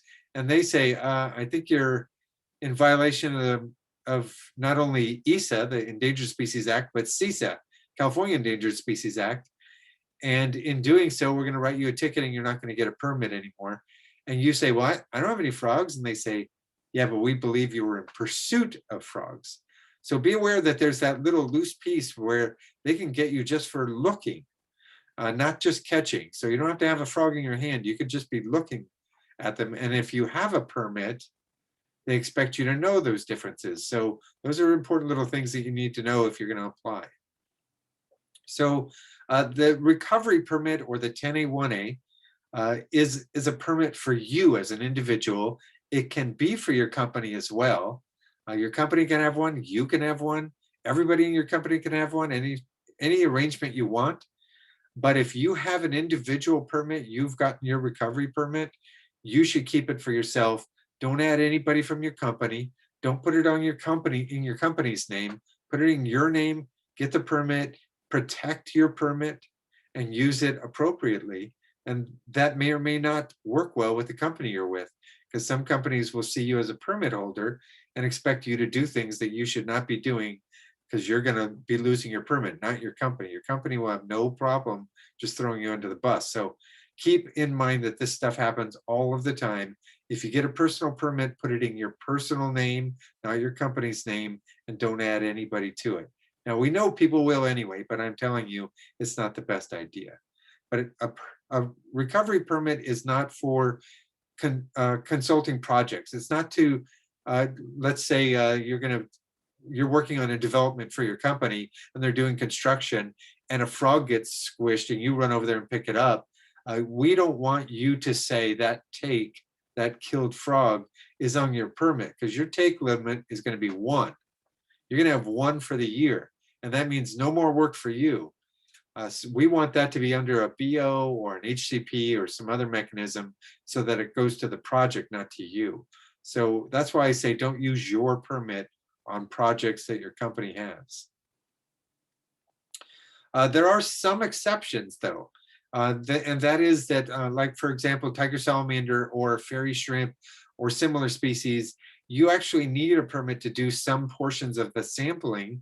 And even if you're hired to do consulting by your own company or you're independent, you will need a federal permit. So, and by that I mean recovery permit. So yes, you're doing consulting under your permit, but there is a way to do that that keeps you safe. So we can help you through that. If you get into that kind of situation, you can send me an email, ask me some questions, and I'll make sure that I keep you from getting into trouble. The fee for this is only $100. So this is not something you should make your company pay for. You should pay for it, get your own permit under your own name with your own address, your own ID, all that stuff, and keep it to yourself.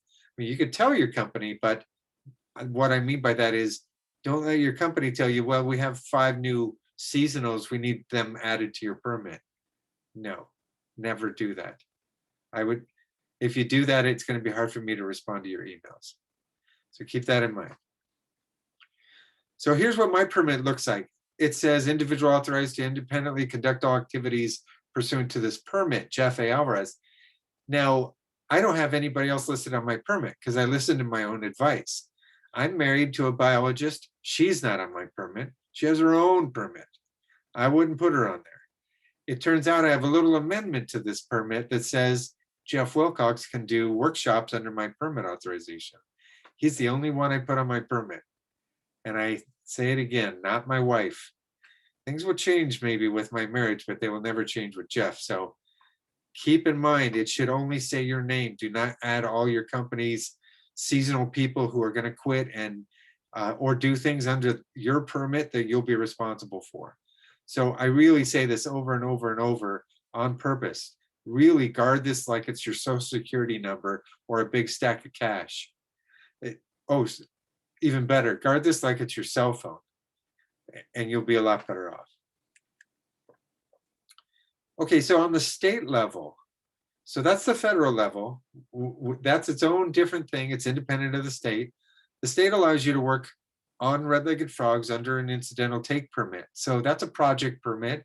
You've gone out, you're going to do a development. The state has got jurisdiction, so they write an ITP, an incidental take permit, that gives permission for the project to incidentally take endangered species. That's where it's covered. If you run over a frog, it's covered under that permit. You do not want to use your own permit for state projects either. So the project has its own ITP. You're good. You can work under that as long as you're approved. And generally that means you have had to handle some animals already so that you can get approved, and we can provide that for you on our field trip. More commonly, you're going to work under a lake and stream bank alteration agreement, an LSAA. These are super common for anything from cleaning out a pond to changing a culvert. Lots of these kinds of projects end up intersecting red-legged frog habitat, and you need to be approved to work under an LSAA, and that is a project permit. So this, again, is a safe way to do it. You can handle red-legged frogs or turtles or salamanders or whatever under the project permit. And just hear me say, this is not your personal permit. This is the project's permit. So if something goes wrong, it's on the project, on the company. It's not on you. Now, this is where it starts to switch from the project to you. So you as a biologist in the state of California are required to have a scientific collecting permit. Most people I say that to look around, shrug their shoulders, like, I don't even know what that is, and move on with their career and never get one. But you are required to have one. So if the warden comes up to you and you're holding a little fence lizard and they say, well, what can I see your scientific collecting permit? You get to say, well, I don't really have one. And they write you a ticket, and you're going to struggle to get a permit in the future. We should all have these, this should be something taught in college before you graduate. Get a scientific collecting permit. Here's how to do the application. It's not done. Most people don't bother, but it is important to have, because you have to have a scientific collecting permit to work with your own federal permit. So these things go together. So you need to get an SCP. It's required to do anything with any wildlife in the state of California. So this is not a straightforward process, but I can talk to you about that in a second. So for the state permit, there is a general use permit. That's all it's called, general use. It's $109, and any amendment you want to make changes costs about $30. Now, if you're going to do something more than general use, and that's categorized as any special status species, so us, your permit's going to cost $400, and any amendment, any change you make is another $100. Now this starts getting a little bit pricey, and you think, well, I'll just get my company to pay for that. But then the permit is in the company's name, not yours. And if you quit or move on to another job or take time off or get into trouble or whatever, you no longer have protection of that permit because you're not with that company. Now you got to start all over again, and it's going to take many, many months. So this is another permit that I think you should get as an individual, and you should consider having this paid for by you as an investment in your career. Once you get the permit, it's yours. You can work under your own permit. You're safe. So the duration of the state permit is 3 years for general use and for specific use permits. They both expire after 3 years, and there's some reporting you have to do. I'll talk about that in a second. Any amendments you get, for example, I have a specific use permit and I want to add giant garter snake. It's going to also expire whenever my real permit expires. So even if I get it 3 days before my other permit expires, my amendment expires at the same time. So they all just go together. It's like they're stapled together. So this is what you see when you type into Google scientific collecting permit, state of California. This is the window they'll show you. And I can tell you just from personal experience that it's not going to be easy to navigate. What I would suggest to you is you click on the profile portion, fill out all the personal information. It's your, you know, my name, address, phone number, social security number. I mean, they ask a lot of little details, and then hit save and let it sit there for a little while, because the other portion of the application is pretty detailed and frustrating at times, but at least you get to say, my permit is pending, my application is pending. So if you do a profile, you get a scientific collecting permit number. That's what you really want, so that when you apply for your federal permit, you'll already be able to say, my state permit is pending. So just fill out the My Profile section, get that going, and then contact me as you go through the process and ask questions about how to fill this thing out. It's not going to be very straightforward. It's easier, really, if you do the profile section, then do the federal permit application, then use your information from the federal to fill out the state. They're just worded differently in the way they ask questions, but they're asking for the same information. It'll be easier if you do the federal first and then come back and do the state. And if that's not enough, and I'm saying this in a frustrated way because it is frustrating, you're going to need a memorandum of understanding, an MOU. This is a letter that you receive that says, okay, we know you have a scientific collecting permit and we know you have a federal permit. Now we're giving you an additional permit that gives you the right to work with threatened and endangered species in California, because the scientific collecting permit that you applied for doesn't cover it. You have to have this MOU as well. Luckily, this is free, but you do need to get this, and it has to have the names of every species that you want to work with all written into it, and it will.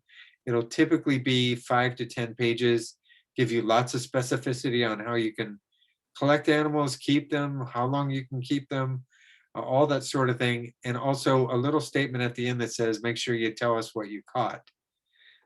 That part is really important because the survival of your permits is dependent upon whether or not you report all these things back to them. So here's, yeah, I transitioned right into this mess. So the permit reporting requirements are a little bit onerous. So this is just for the federal level.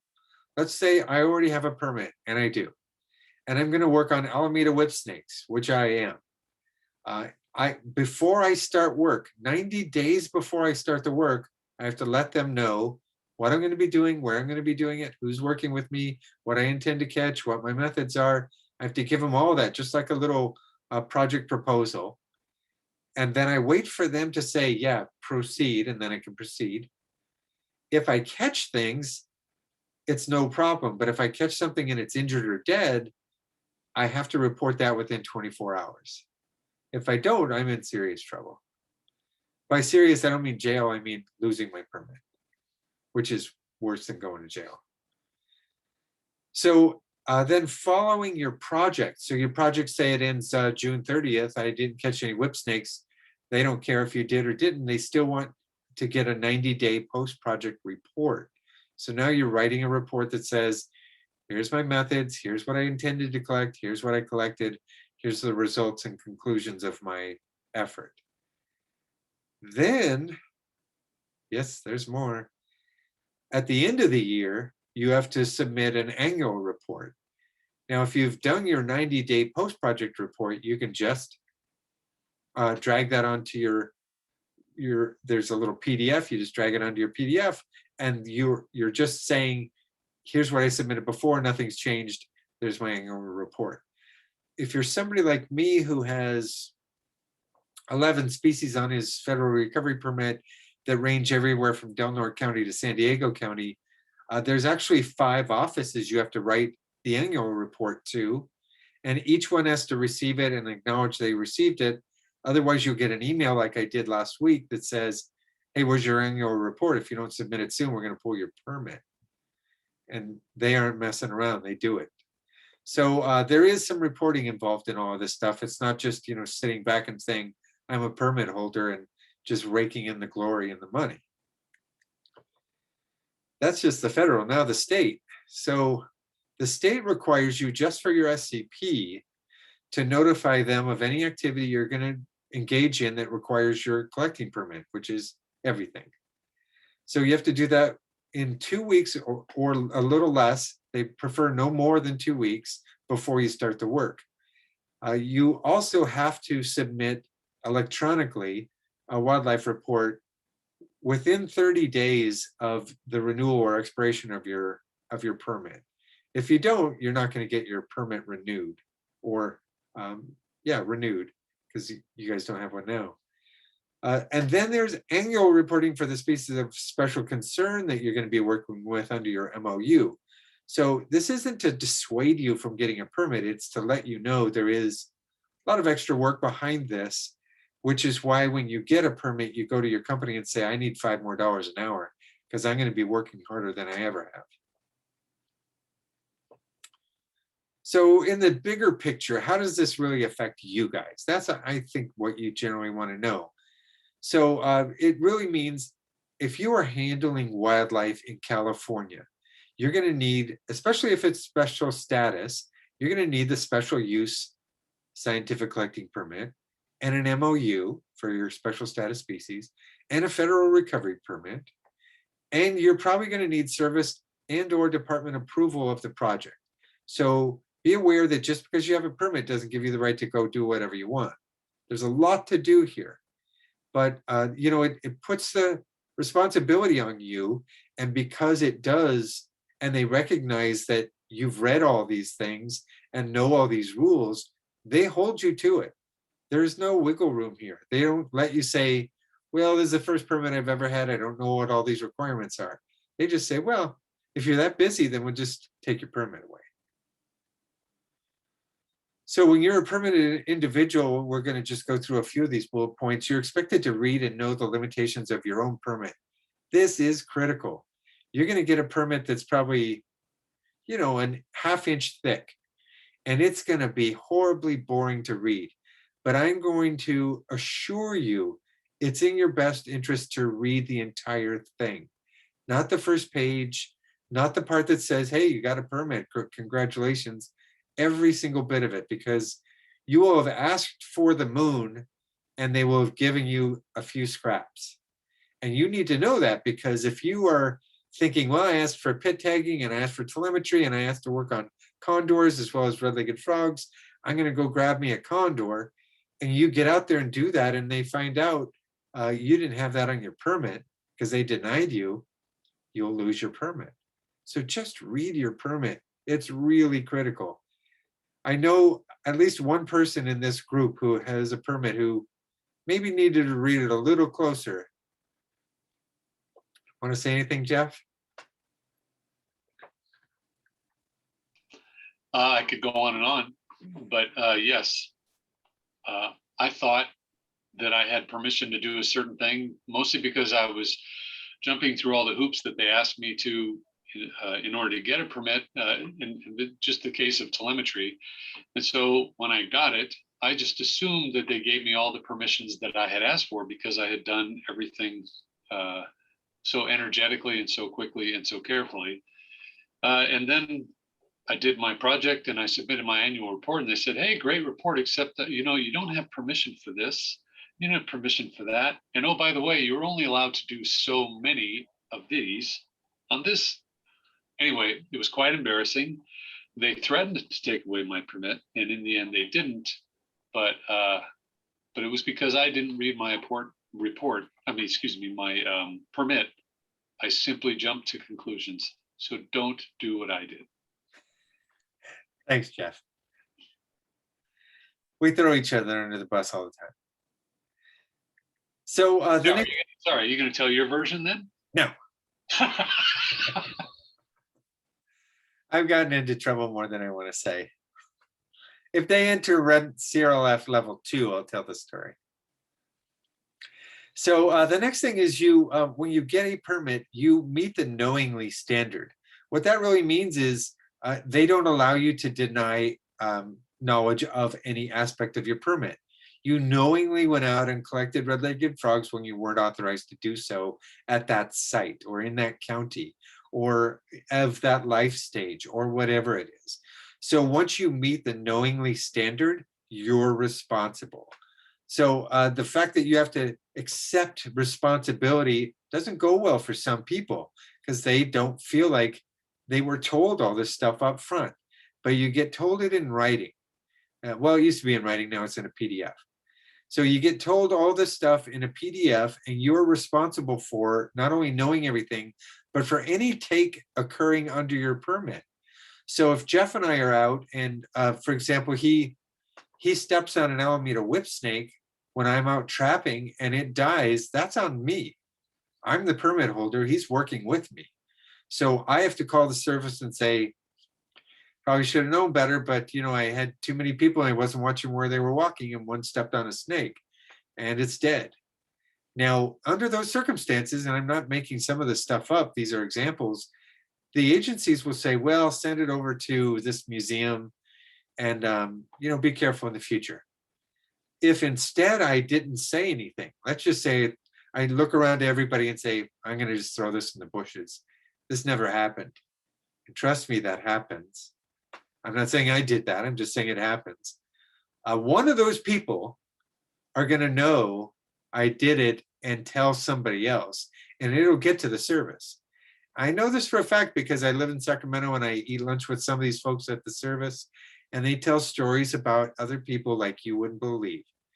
It's like, oh, like Housewives of Beverly Hills over there. Everybody's just chatting with everybody about everybody's business. And we're going to be one of those everybody's. So don't be the one that they say something negative about.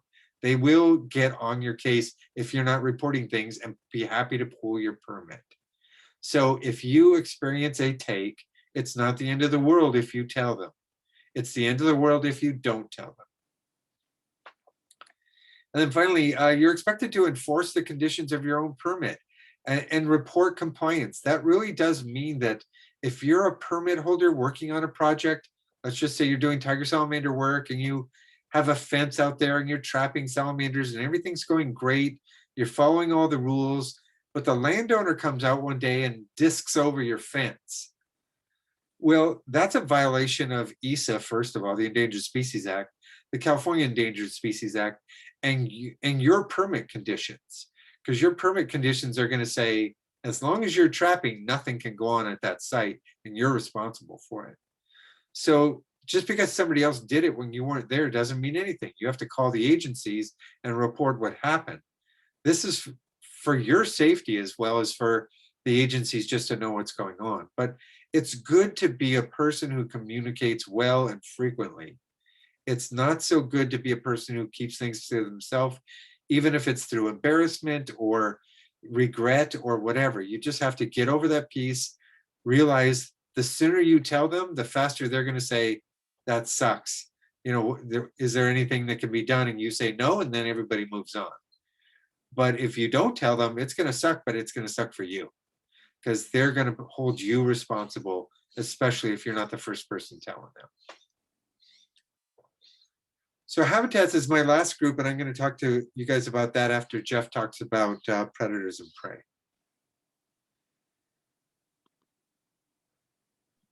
Any questions at all about permitting? Yeah, quick permit question. If you have a permit, you're out with someone else who has a permit and working on like their project, if they are in violation of their permit, can you also get in trouble even though it's their project and you both have permits?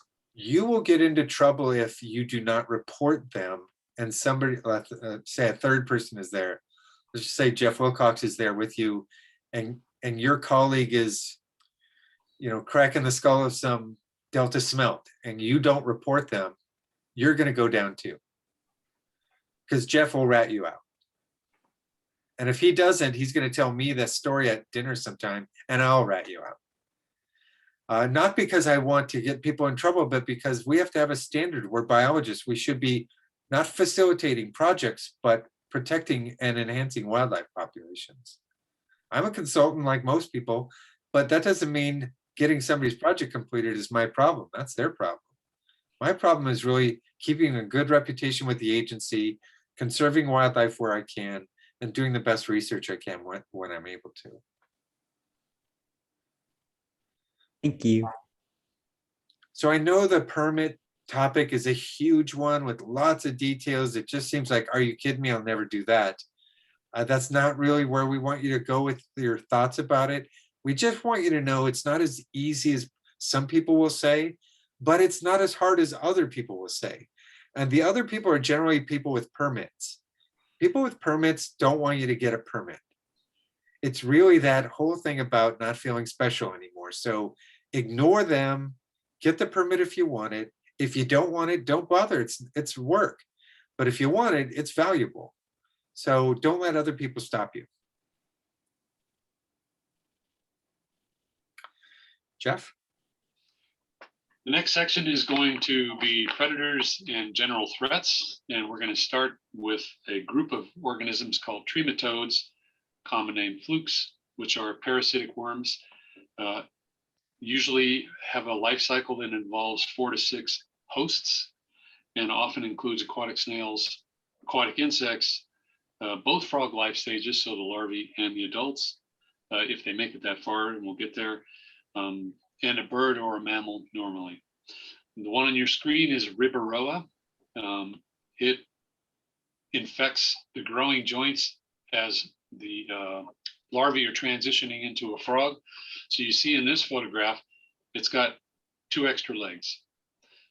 And we can tell this is a larva because it's got a tail still here. So remember that as adults, frogs have no tail. So if you see a tail of any kind, even if it's a nub, it's still a larva. Now it's transitioning. You can see all the transitioning tissues here, how thin the skin is as it stretches to become a frog. And that mustache is quite bright. But these deformities that are caused, they're caused by the metacercaria getting into the growing centers of the developing tissue, and then they in some way transform it. I'm not quite sure how that mechanism works, but you see the result. The result is sometimes directly fatal, but most often not. The strategy is, in this case, that the metacercaria, by doing this with the extra legs, compromise the frog in such a way that a predator can easily access it. Or if it happens to kill the frog, then a scavenger can pick it up. The metacercaria then get inside the host, either hatch out in there and make eggs that the host distributes through fecal distribution, or they themselves are come out in the feces and lay eggs in another pond. So that's how this organism spreads itself throughout. It finds a host with wings or legs and finds a way to infect that host by slowing down its prey. And that's the way they spread around.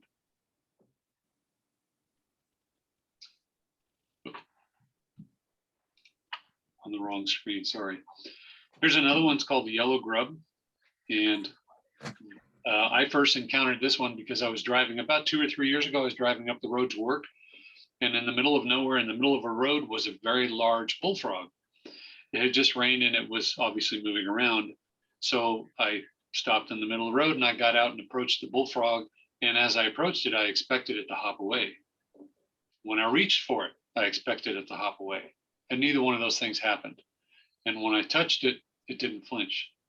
It was still alive, but I just flipped it over on the road to see if it had any kind of reflex. And it really didn't, just sort of slowly moved. So I knew something was wrong. I collected the frog and I sent it to the University of Colorado to Pete Johnson's lab. And apparently it had the highest clonostomum load he had ever seen. So clonostomum, basically, these are the metacercaria inside the open cavity of a bullfrog. They look like little opals, and they like to be on the lining of the tissues of the internal organs or just in the lining around the muscles of the internal side. These are clustered up near the heart and lung. So you have an inflated lung just above the red circle. The heart is in the middle, the sort of pinkish looking organ, and then a deflated lung on the left-hand side. And these are all up against what would be basically the backside of the jaw.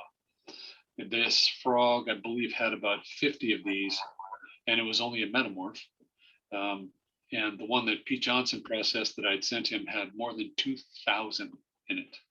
So at some point they affect the frog.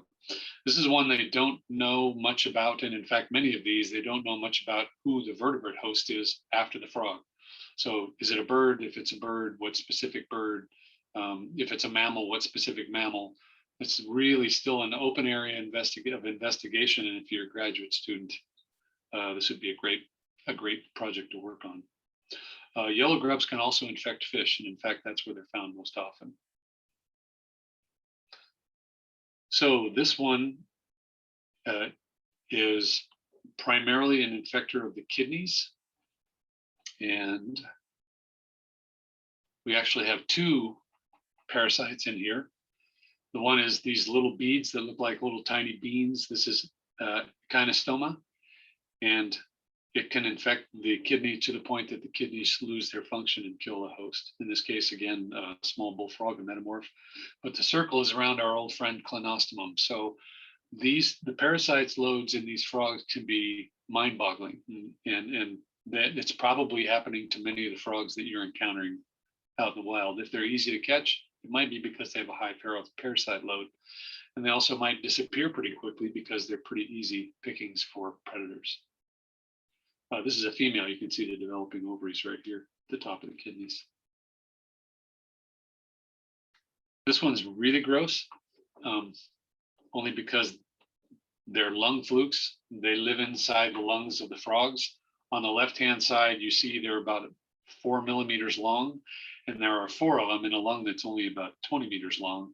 And these are fresh ones taken out of a dead red-legged frog. On the right-hand side, these are also Hematolochus, but they're a different species, and they were found in a dead and decomposing foothill yellow-legged frog. We don't know for sure if that's what killed the foothill yellow-legged frog, but it was otherwise healthy and fat. There are 4 of them in there. The one I teased out of the lung, there's one on top, and there's actually 2, one there and one there. So they obviously compromise, they're parasitically feeding off the blood flow, but they obviously also compromise the performance of the frog, slow it down quite a lot.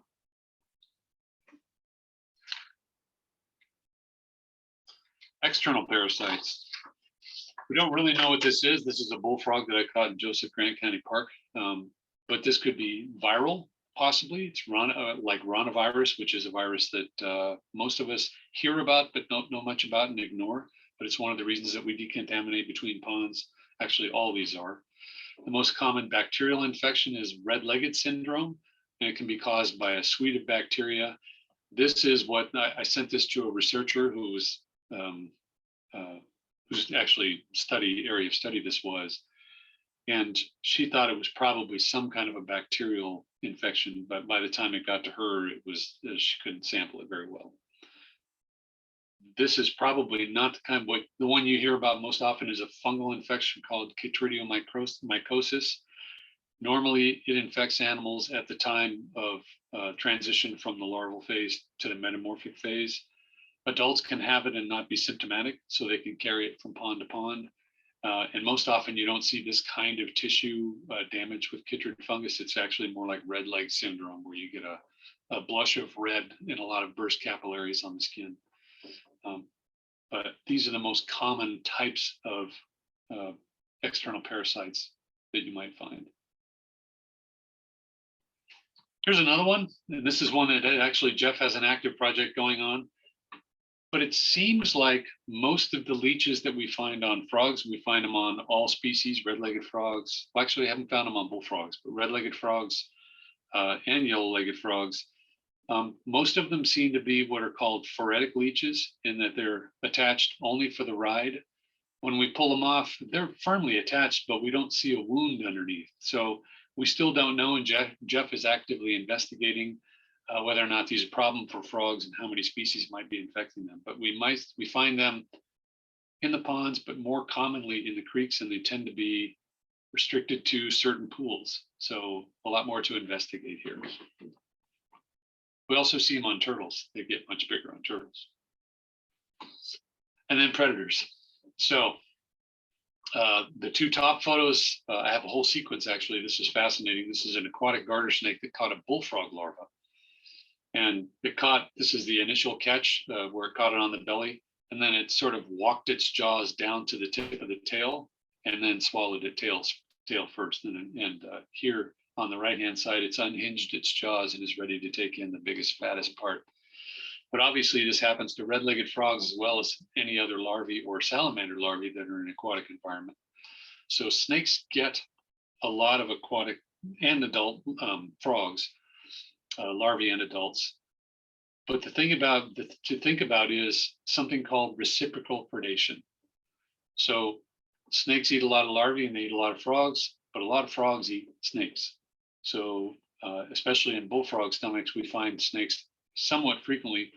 Our friend Richard Kim, USGS, is working on reciprocal predation between bullfrogs and giant garter snakes. Very interesting. Bullfrogs, lower left, see the size of that tympanum? Holy smoke, that's a big male. Are voracious predators of both frog larvae and adults. They also really, when metamorphs first emerge around this time of year, if bullfrogs are in the pond, they're going to get quite a few of them. And then we know that aquatic birds, herons, this is a pied-billed grebe in the photograph,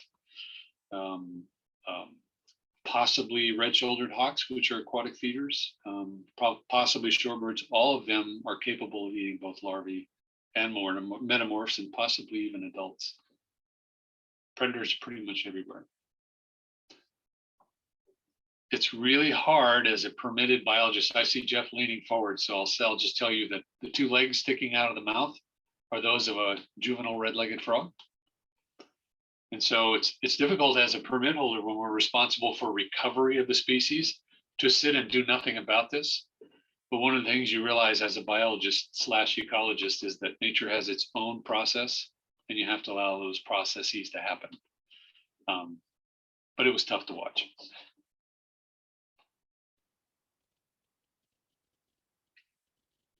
Here's an example of bullfrogs eating. We do often when we kill bullfrogs, which we do a lot of, but we look at inside the stomach samples. The one on the right was killed here at Leaky Lake, and that is the partially digested carcass. You can see the spinal cord right here, and this is an eyeball. It's another eyeball down there. And this is a red-legged frog that was inside of this bullfrog. On the left-hand side, we have an adult red-legged frog. It was about 70 millimeters long. That was consumed by about 160 millimeter long bullfrog. This is at Los Vaqueros Reservoir. This is the largest one I've seen eaten. I'm sure since bullfrogs get much larger than this, they're probably capable of eating larger red-legged frogs. But just be aware out there, it's eat or be eaten. And if their gape is big enough, they're going to get it in their mouth. And bullfrogs are voracious predators. Unfortunately, this was a sad story, and I meant to get in a different photo. So this was, Jeff probably doesn't know this, but this was the first female California red-legged frog that we both put a radio on to track down in Copeland Creek here. And we followed her for a year, and then she made her way to a breeding pond. And when I tracked her, I found her still alive and with some of her entrails exposed, let's say. So I brought her back and did a little veterinary medicine, but it turns out that she was far more damaged than I knew. And so she lived about 6 days and died. But when I opened her up, I just peeled the skin back. Obviously, as you can see the wounds on her shoulder blades up here. These are bite marks, and this is a big claw mark from a raccoon. And so she managed to get away from the raccoon, but the raccoon still killed her. And unfortunately, these are ova, these are the roe that came out of her, so she did not get a chance to reproduce. So two lessons here. One is that predators are everywhere, but the other is that migration to a gathering place for breeding is a dangerous move and a costly move for a lot of frogs. So not something to be taken lightly. Oh, sorry, just pointing out the wounds, the bite marks here, and then the nail marks where it got grabbed and pinned. So the final thing, and these are all obvious threats, but the picture shows what happened this year. This is normally a pond that's 7 feet deep. And this was its maximum fill this year. And this was only partial, just a small area. And right here is a red-legged frog egg mass, which lasted about 10 days because that's as long as the water lasted it was in. And so it dehydrated, and those eggs didn't hatch. Drought, especially in a land where the frogs have learned to depend upon these man-made ponds, drought is a really big threat. And as climates change and drought becomes more frequent, that's going to be one of the most difficult things for frogs, because not only does it mess with the timing of breeding, but it also means that habitat is going to be much more marginal for them to find. Pesticides, there's been a lot of work done by a professor at Chico. Atrazine is a widely used, or was a widely used pesticide that is deleterious to most frogs. Frogs are, their skins are very sensitive and very functional, very permeable, which is one of the things that allows them to adapt in multiple environments. But it also means that they're especially vulnerable to pollutants, pesticides being one of them. Human encroachment. Pets are not good for frogs. Draining ponds and wetlands is not good for frogs. Plowing under fields to put in agriculture is not good for frogs. So, and humans don't necessarily, or don't often, reverse their encroachment. I've never seen anybody tear down their house to plant crops or to create a pond for frogs. Habitat destruction, same thing, under the same. Habitat encroachment and habitat destruction are pretty much hand in hand. And of course, here's the guilt message on the bottom: unless your generation intervenes quickly, because I'm almost done, things are not going to go well for the frogs. So that's the end. That's my doom and gloom. Sorry. Oops. Any questions?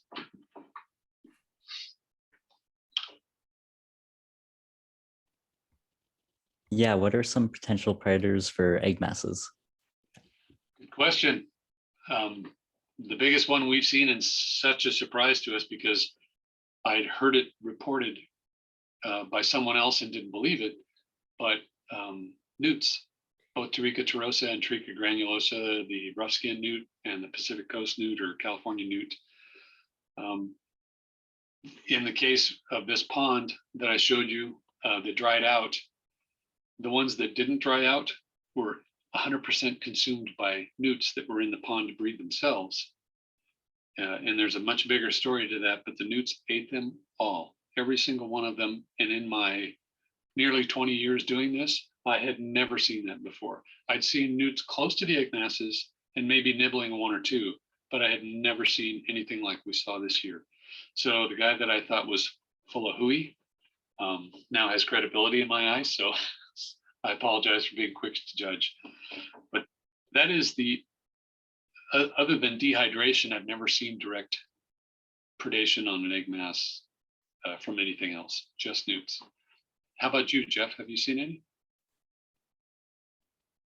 No, I know there's a report of leeches feeding on an egg mass, but that's about all I know about it. And who knows whether they were feeding or just resting?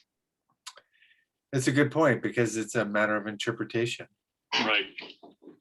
I imagine Western pond turtle will, because they're indiscriminate feeders on protein. And we know that they have been reported eating tree frog egg masses. Yeah, Jeff's not telling you, but he was the one who reported that one. Okay, so we're going to start talking about habitats, and I should go back to that one I started with here. This is the last segment we have. We'll spend just a few minutes afterward talking about logistics, just making sure you have a good idea of what you should bring with you next Tuesday, what you should expect in terms of, you know, your energetic expenditure, that sort of thing.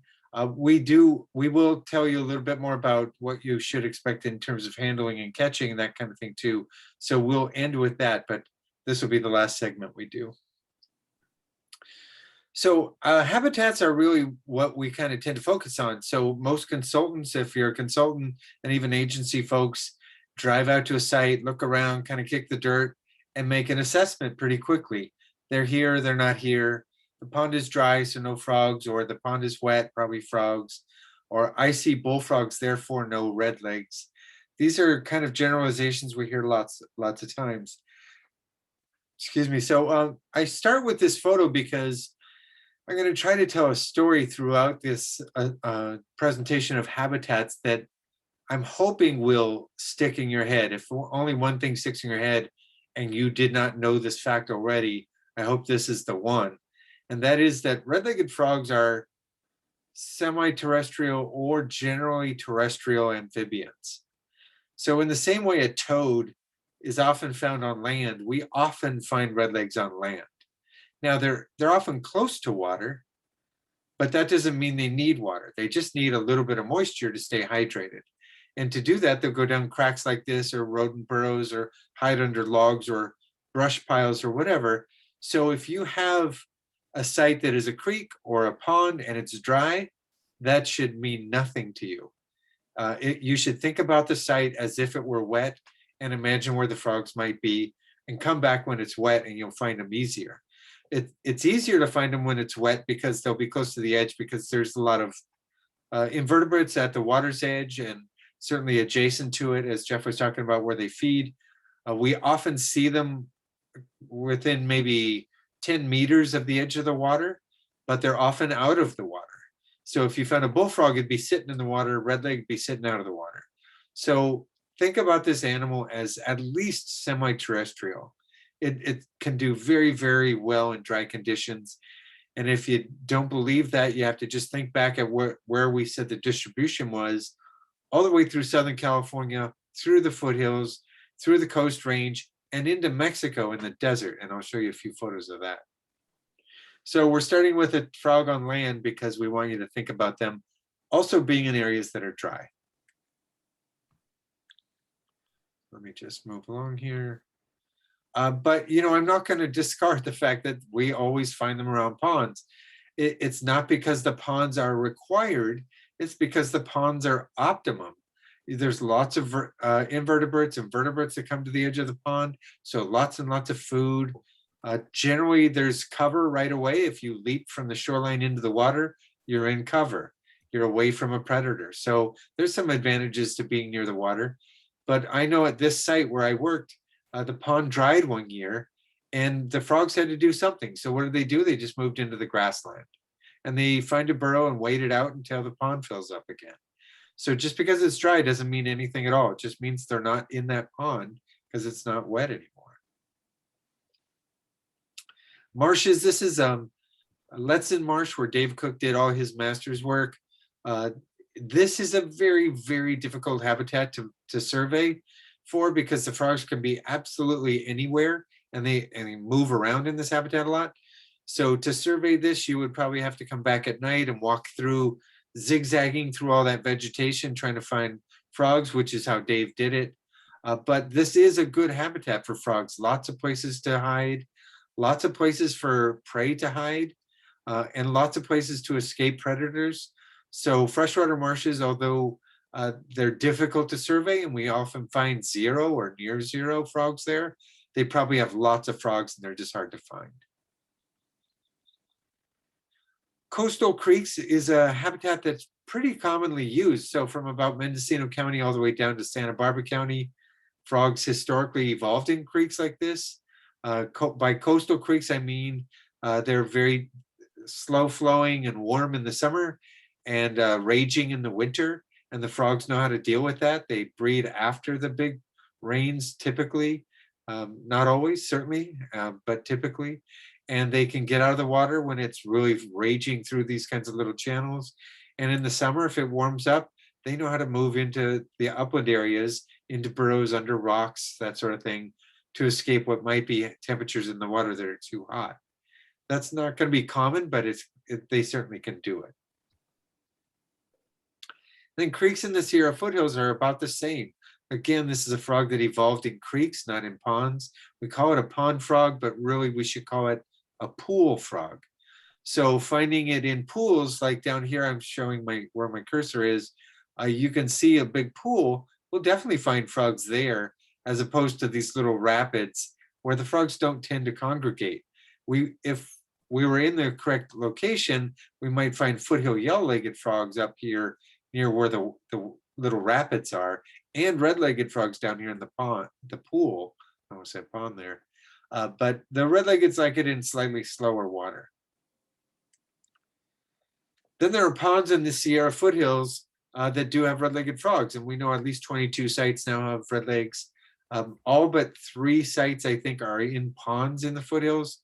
The other 3 are in creeks. This is a site we were at on Thursday and on Saturday, and we surveyed this in our red-legged frog level 2 class. I think we got around 30 adults out of this little pool and a bunch of tadpoles, lots of snakes, lots of other stuff we were able to see. I don't think we got turtles out of this one, but an adjacent pond.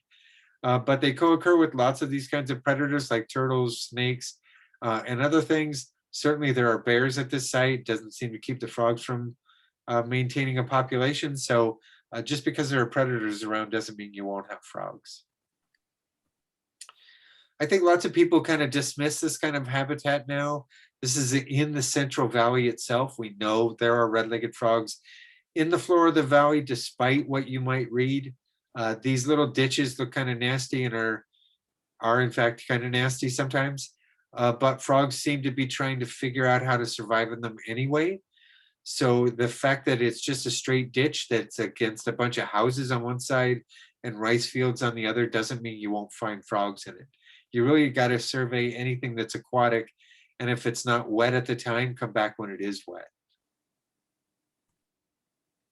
Let's see. So more typical is a big pond like this. We often find frogs in these kinds of ponds. This one's a created pond. It was created right next to a creek. You could see in the background there. There was a creek just along, paralleling the edge of the long side of the pond. So when they built the pond, the frogs showed up almost immediately, which means they're already using the upland. And when they got into the upland, they found this big pond and they just jumped right in.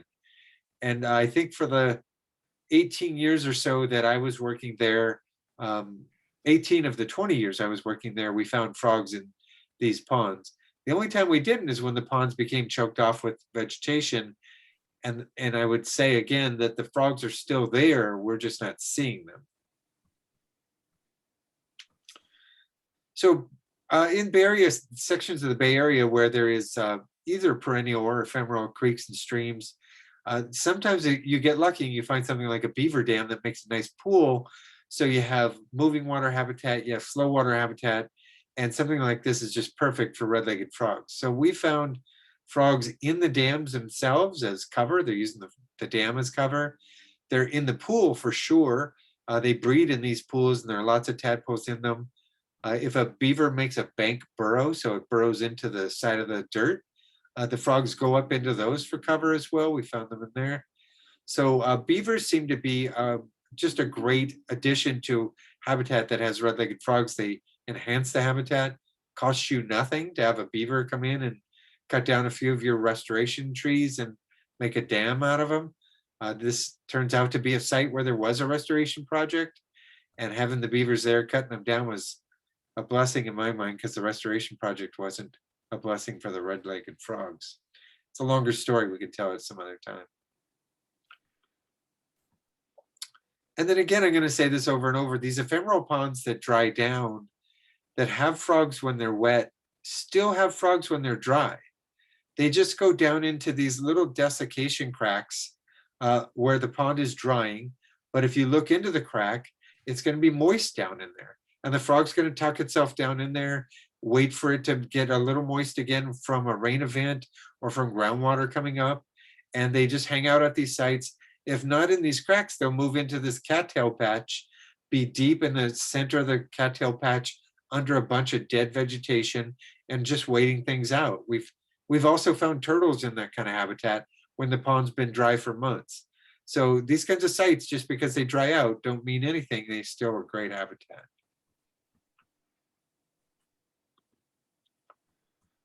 I don't know if you guys have been to Abbott's Lagoon at Point Reyes, but this is an aerial view of Abbott's Lagoon.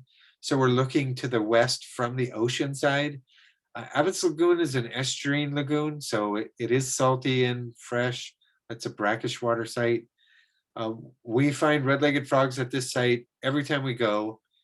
I think maybe one time we didn't, but it's just because we couldn't find them, not because they weren't there.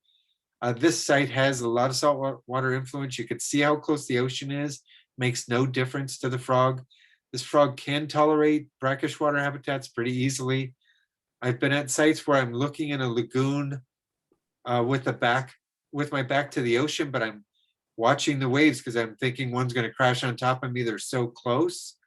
And eventually they just roll right into the lagoon and add the salt water, and the frogs just stay there anyway. Much of that is because the salt water is heavier, so it sinks and the fresh water floats on top, and the frogs can just lay in that freshwater zone. If they have to dive for cover and get into salt water, they come back up into the freshwater zone, rehydrate, and they're just perfectly fine. So keep in mind that some of these sites, even though they're brackish, they even have reproduction. Lots and lots of sites that seem like they wouldn't have frogs do have frogs. Here's one that's a little further down the same area. You just go a little further down the beach. The sand dunes have these little depressions in them, and they fill with groundwater, just fresh water. And out of nowhere, you will find red-legged frogs just finding them. So we know, just like I've been saying before, frogs are in the upland. They're moving around trying to feed, finding cover, and eventually they'll find these pools and land right in them and stay there for a little while. They also end up in what we would typically call, or what we would often call, atypical habitat, but this is becoming more typical. So these are spring boxes, and if you look inside, there's water. And this little box and arrow are showing you the remnants of an egg mass that broke loose that's in the spring box. So here's a box sitting in a grassland in a little wet spot, filled with water, and the frogs got into it and bred and had larvae that eventually metamorphosed. So some of these sites that don't look like they're going to produce anything can produce frogs, even when there's no standing water that is easy to see. There still may be standing water in these little drainages. So something like this was a little tricky to find because these are far up the drainage, and we were just walking along in the grassland and thought, oh, I wonder what's in there. We looked inside and you see what we saw. So this is one of our sections of the Baja California site. This is a part of the arroyo. We've constructed some ponds at this site. So now we have ponds and the arroyo, so creek and pond habitat. Red-legged frogs are in both. If you stepped out of this arroyo, went like 5 feet from the creek, I didn't have it in there, sorry. It's all desert scrub habitat. So it's a very, very dry, hot area, but the water is relatively permanent and the frogs do really well here. We'll be going down, I think, in, I don't know, maybe 3 weeks or so, back to this site with a workshop, a group of people in a workshop that are going to go look for red-legged frog, arroyo toad, two-striped garter snake, and about 15 other species. So we're excited to work at this site. It's got lots of frogs, and it just reminds Jeff and me that this frog can really tolerate lots of different habitat types, elevational range, climatic conditions. It's a really, really tough frog. It makes its way through these different habitat types with the ease that is not really seen in many other species, maybe western toad.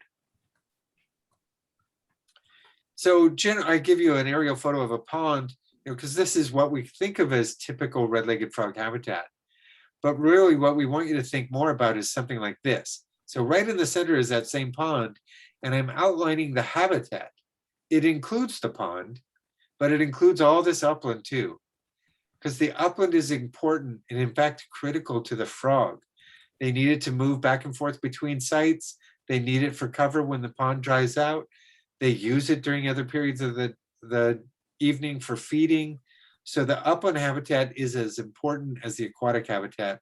And we have to figure out a way to determine what area they need in order to start protecting it. At this point, I would say protect as much as you can, but mostly because we just don't know what they need. Oh, sorry, I had them out of order. Here's the desert scrub behind the arroyo that I was talking about in Baja California. So completely dry, sagebrush, oak trees, lots of chamise and chaparral scrub. I call it a desert when I say that when I'm down there. The people there get a little irritated, but It's very, very hot and dry.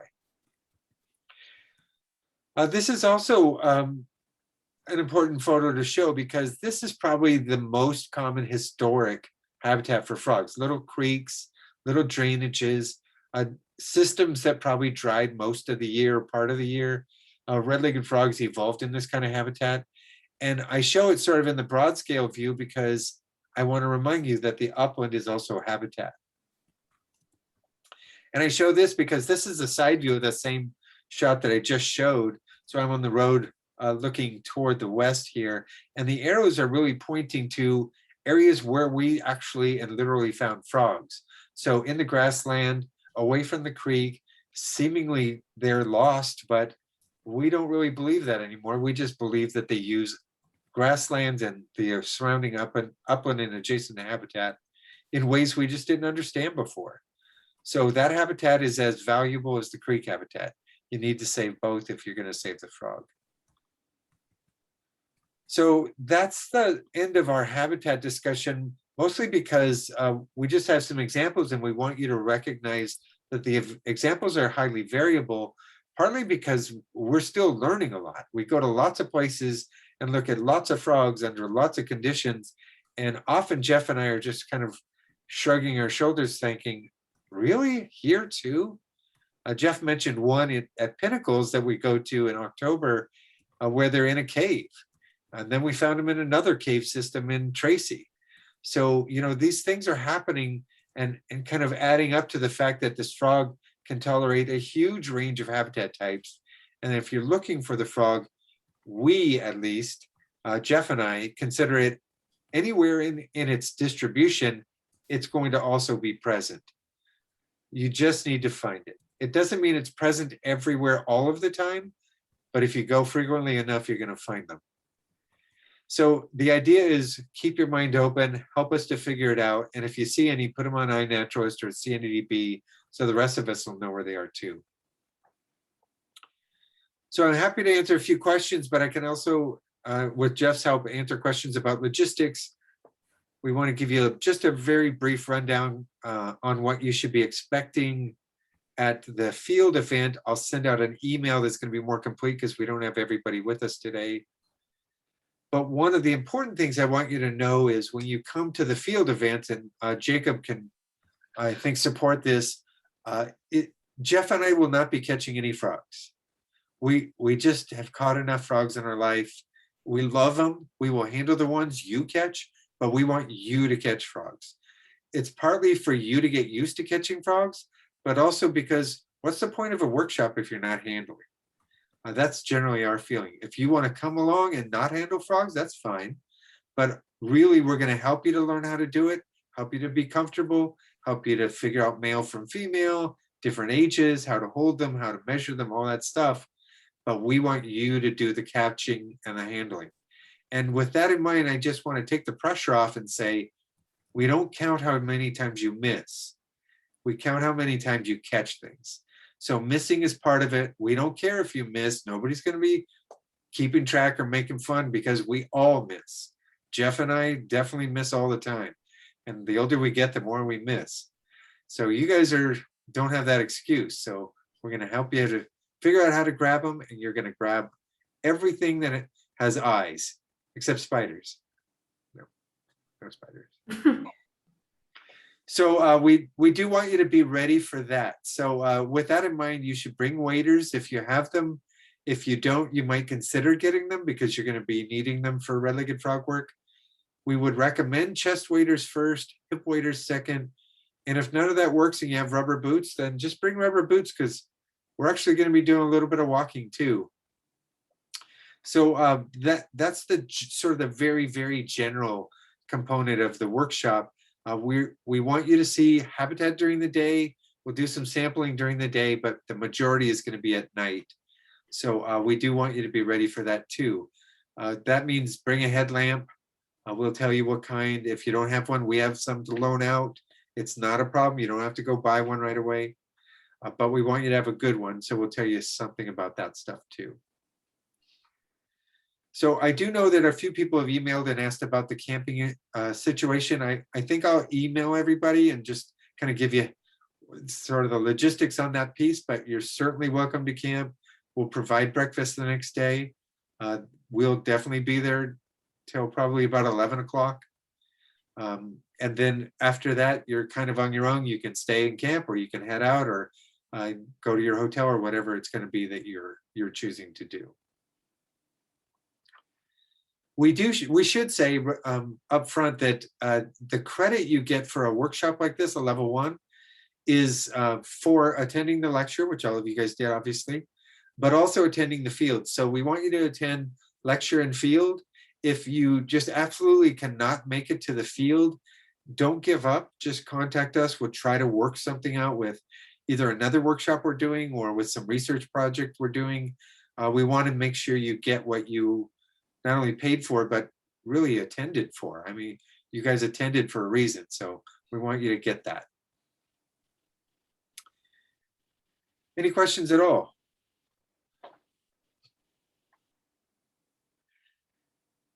You guys are really nice and quiet. We know you'll have more questions when we see you in the field.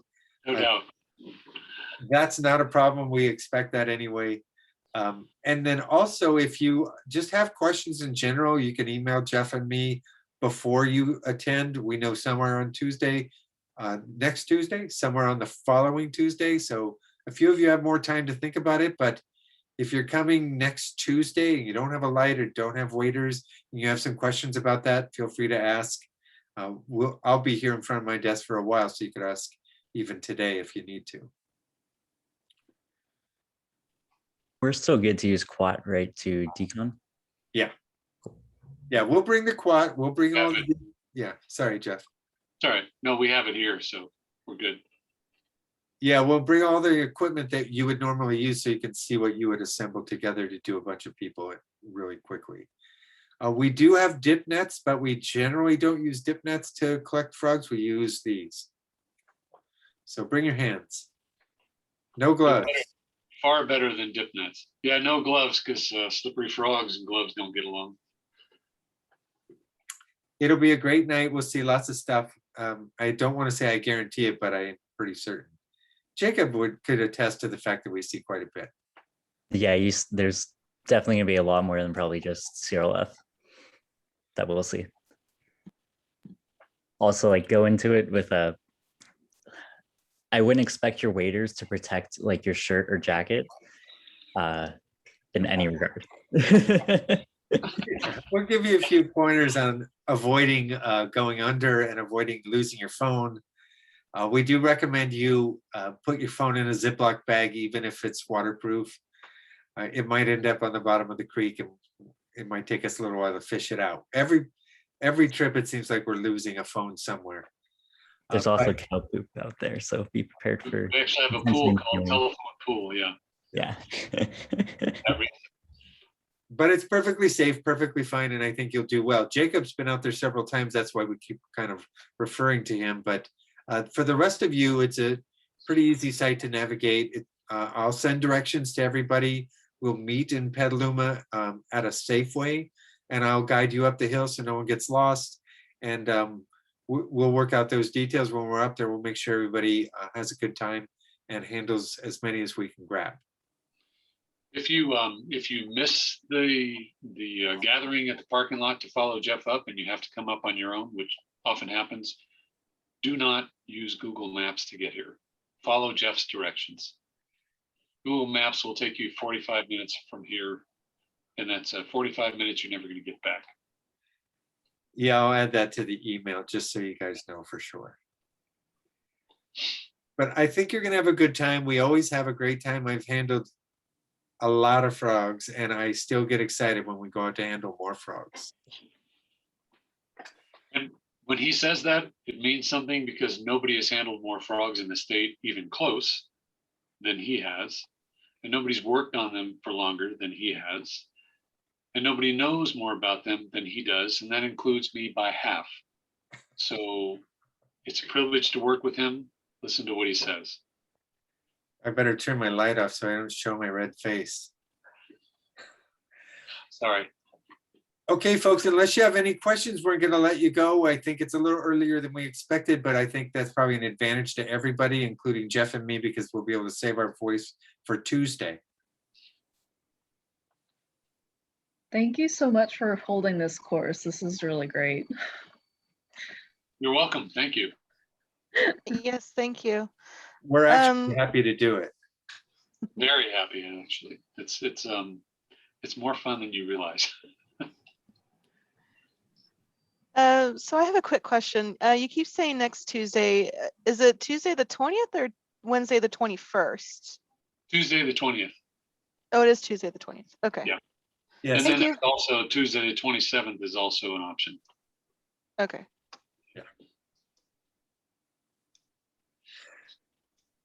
Anybody else? Okay, then we'll see you in a week or two. Thank you. Thanks, guys. Thank you. Thank you. Everybody.